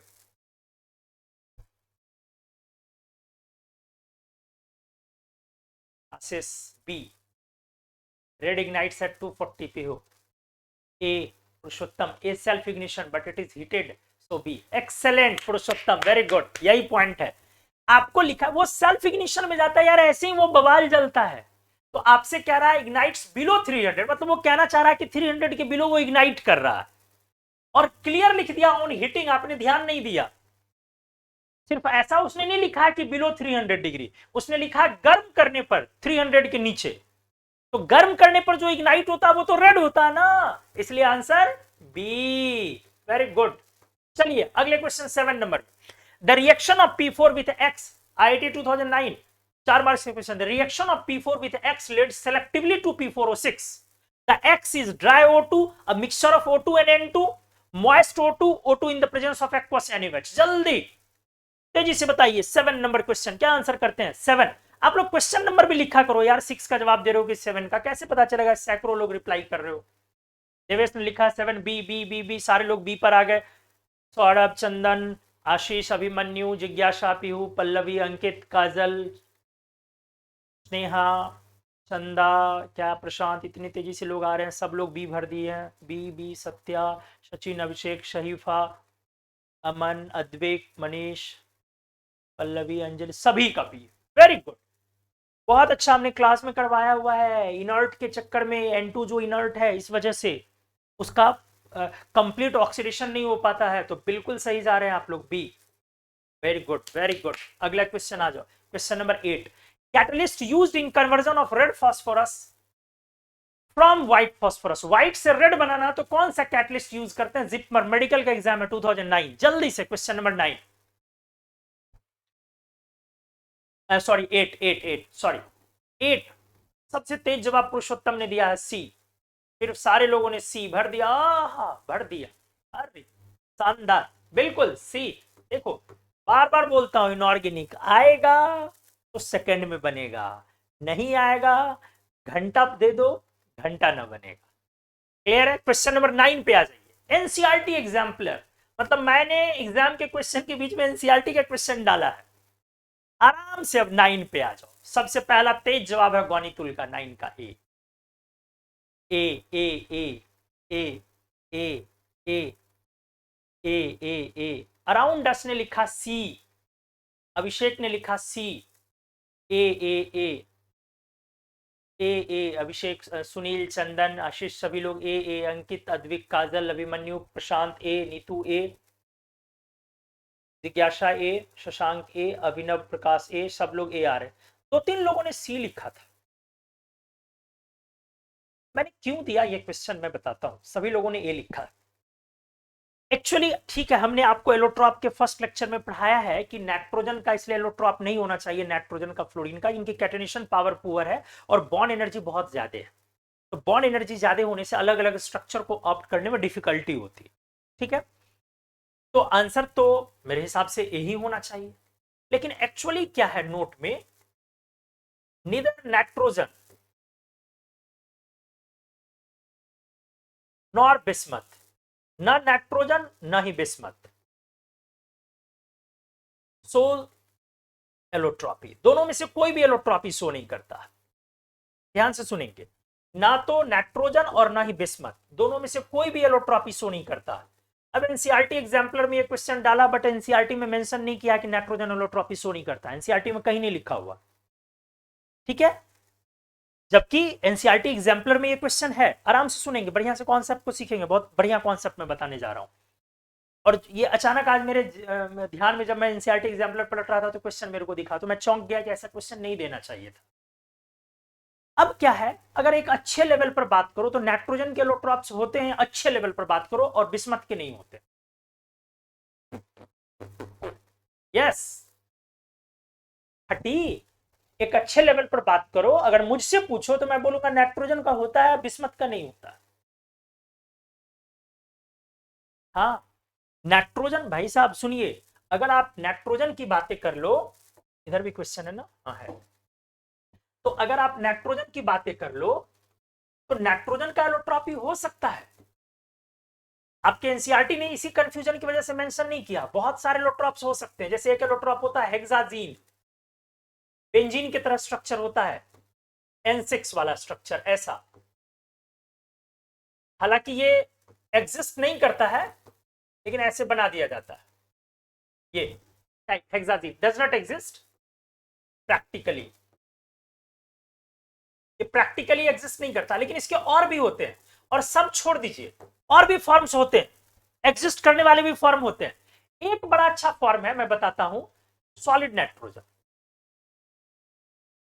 और ये तो एग्जिस्ट करता है बजावते। ये तो मेजर पार्ट है। अरे आपने सुना नहीं है, मेजर पार्ट है किस चीज का?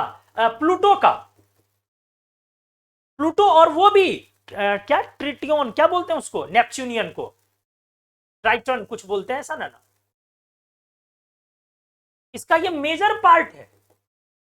जो प्लूटो है, प्लूटो का सरफेस जो है वो कंपोज्ड ऑफ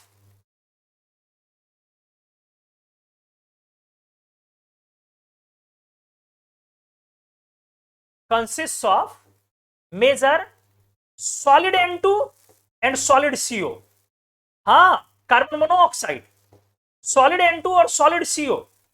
साइंटिस्ट को ये 2015 में पता चला, प्लूटो।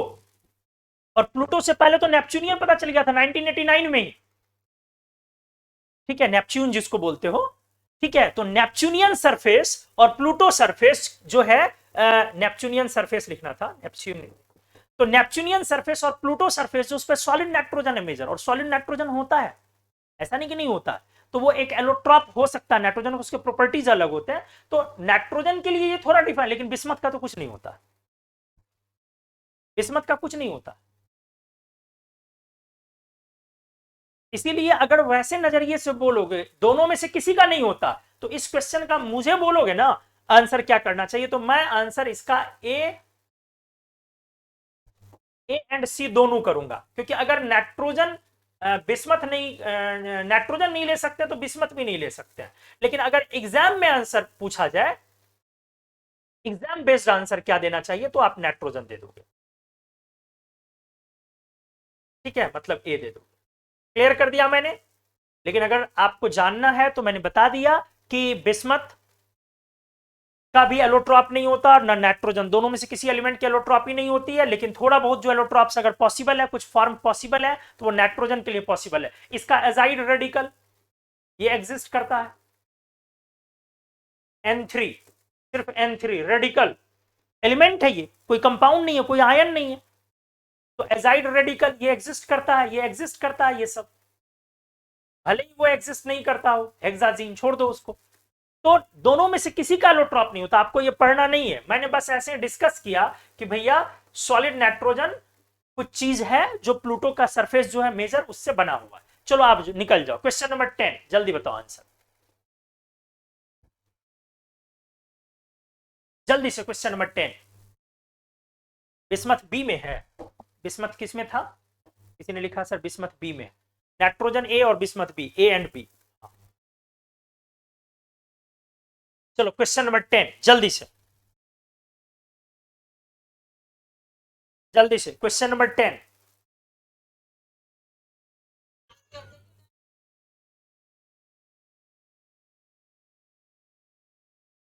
क्वेश्चन नंबर 10 जल्दी से तेजी से। 10 का D D D D D D, very good. Purushottam सबसे पहला D, Devesh D, Chandan D, Saurabh D, Vivek D, गौनितुल डी, स्वीटी, विवेक, पीहू, आदित्य, निहाल, नीतू, प्रशांत, हिमांशु, शहीफा, शशांक, सारे लोग डी छा गए। Very good. Ajay, ARS, Abhinav, Abhishek, सारे लोग डी, वेरी गुड, शानदार। तो एनी फॉर्म ऑफ फास्फोरस, सही बात है। नो नेचुरल अबंडेंस, तो फास्फोरस का कोई भी फॉर्म। आंसर डी, सही जा रहे हैं आप लोग। अब जल्दी से क्वेश्चन नंबर 11 तेजी से। Which of the following is correct for P4 molecule of white phosphorus? 10 10 10 around 10 ने सबसे पहला आंसर किया है D. Which of the following is correct for P4 molecule of white phosphorus?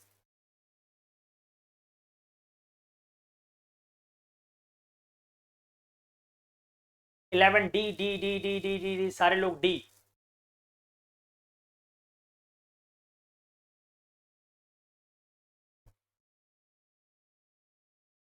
D D D, हाँ। पहला है it has white phosphorus P4 होता है, तो P4 है ये वाला है। तो इसमें PP बॉन्ड 6 हैं और लोन पेयर्स 4 हैं। तो पहला वाला क्या दिया, इट हैज 6 लोन पेयर्स, गलत है। इट हैज 3 PP, गलत है। It is an opaque waxy solid, यहां ओपैक के कारण ये गलत है। ये ट्रांसल्यूसेंट वैक्सी सॉलिड होता है, पारदर्शी जिसको हिंदी में थोड़ा बोलते हो। Its diphosphorus vapour form has multiple bond, बिल्कुल सही है। जब इसका डाइफॉस्फोरस जाएगा तो उसमें ट्रिपल बॉन्ड आ जाएगा, इसलिए इस क्वेश्चन का आंसर डी हो जाएगा। अगले में आ जाओ। क्वेश्चन नंबर 12 जल्दी से सॉल्व कर दें, यह आखिरी पेज आज हम लोगों का एम्स 2013 का क्वेश्चन। Which phosphorus does not catch fire easily, कौन आसानी से जलेगा नहीं, आराम से। Which phosphorus does not catch fire easily,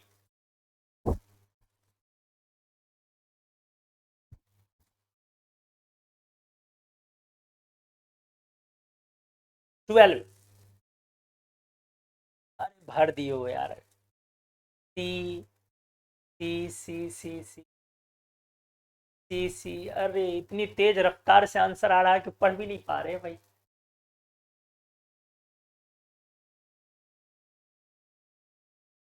which phosphorus does not catch fire easily, कौन सा फॉस्फोरस इजीली कैच फायर नहीं करता है?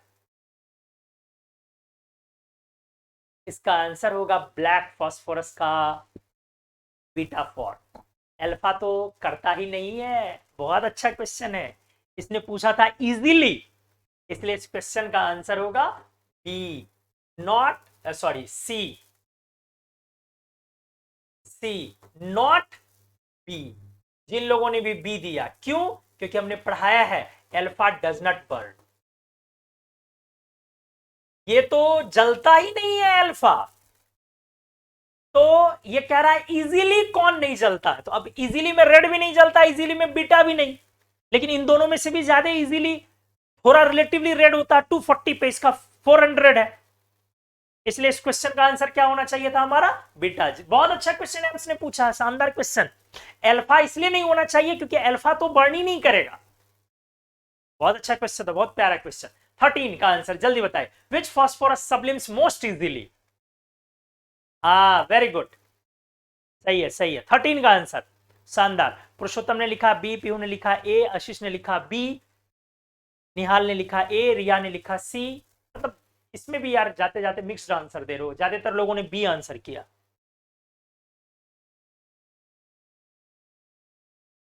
ए बी चल रहा नहीं, ए किया ज्यादातर लोगों ने। देवेश ए, प्रणय ए, रिया बी, विवेक ए, मनीष बी, अद्विक ए। 1 मिनट चाहिए गणितुल, ठीक है देखता हूँ बेटा। मिहिर बी, अभिषेक ए, अरे यार भर दिए वो सब। अब देवेश पहुंचते पहुंचते पहुंच गया ABCD। अरे डब्ल्यू जे सिंगल करेक्ट है यार। व्हाइट करा which phosphorus sublimes most easily, most easily पूछ रहा है। अल्फा ब्लैक भी बहुत आराम से सब्लिमेशन में जाता है और व्हाइट भी सब्लिमेशन में जाता है सॉलिड से गैस में, रेड ब्लैक नहीं जाता। तो ए बी दोनों हो सकता है, लेकिन मोस्ट उन दोनों में भी कौन? हमने क्या बताया था, बहुत इजीली सब्लिमेशन में जाता है अल्फा ब्लैक, इसलिए इस क्वेश्चन का आंसर ए हो जाएगा। हमने पीछे पॉइंट कराया है आज, अल्फा ब्लैक बहुत तेजी से सब्लिमेशन में जाता है, याद करें अभी मैंने पॉइंट कराया है, यही तो बोल रहा है सर। हाँ वेरी गुड ए। तो कैसा रहा दोस्तों आज का सेशन? फास्फोरस इस तरीके से मैंने खत्म किया। कैसा रहा आज का सेशन, आप लोगों को कितना मजा आया बताइए। व्हाइट का तो एग्रीगेट मास कम है, फिर भी नहीं बेटा, मास नहीं, अपनी केमिकल की प्रॉपर्टी भी तो, इग्निशन तो अपना प्रॉपर्टी है ना, सिर्फ मास से तो जलना होगा नहीं। अच्छा सब्लिमेशन के लिए बोल रहे हो? नहीं ये पॉइंट नहीं है, ये पॉइंट नहीं बोलते। सभी लोग बताया, मस्त जबरदस्त।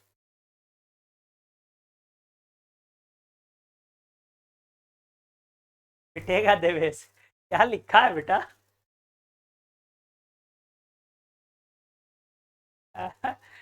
गर्दा उड़ा दिए sir, fantastic session sir, thank you sir. चलो सभी लोगों ने अच्छा लिखा, अमेजिंग, अच्छा है, बवाल। देवेश कहाँ से ऐसा ऐसा ख्याल आता है यार, मेरी खुशी तुमसे देखी नहीं जाती है, इतना तो मुस्कुराते रहते हैं, मेरी मुस्कुरा मतलब मेरे स्माइल से प्रॉब्लम है क्या बेटा, क्या ख्याल? औसम सेशन सर, एकदम पुष्पा नहीं।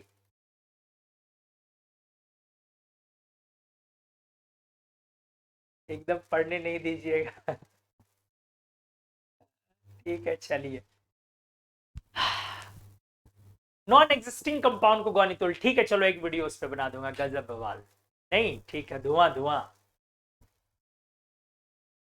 चलिए ठीक है बेटा, तो आज की लेक्चर यहीं पे हम लोग समाप्त करते हैं। बहुत सारा प्यार, शुक्रिया इस सेशन को लाइव लास्ट तक, 1.25 घंटे से ज्यादा तक एंजॉय करने के लिए। और अब हम लोग अगले सेशन में स्टार्ट करेंगे।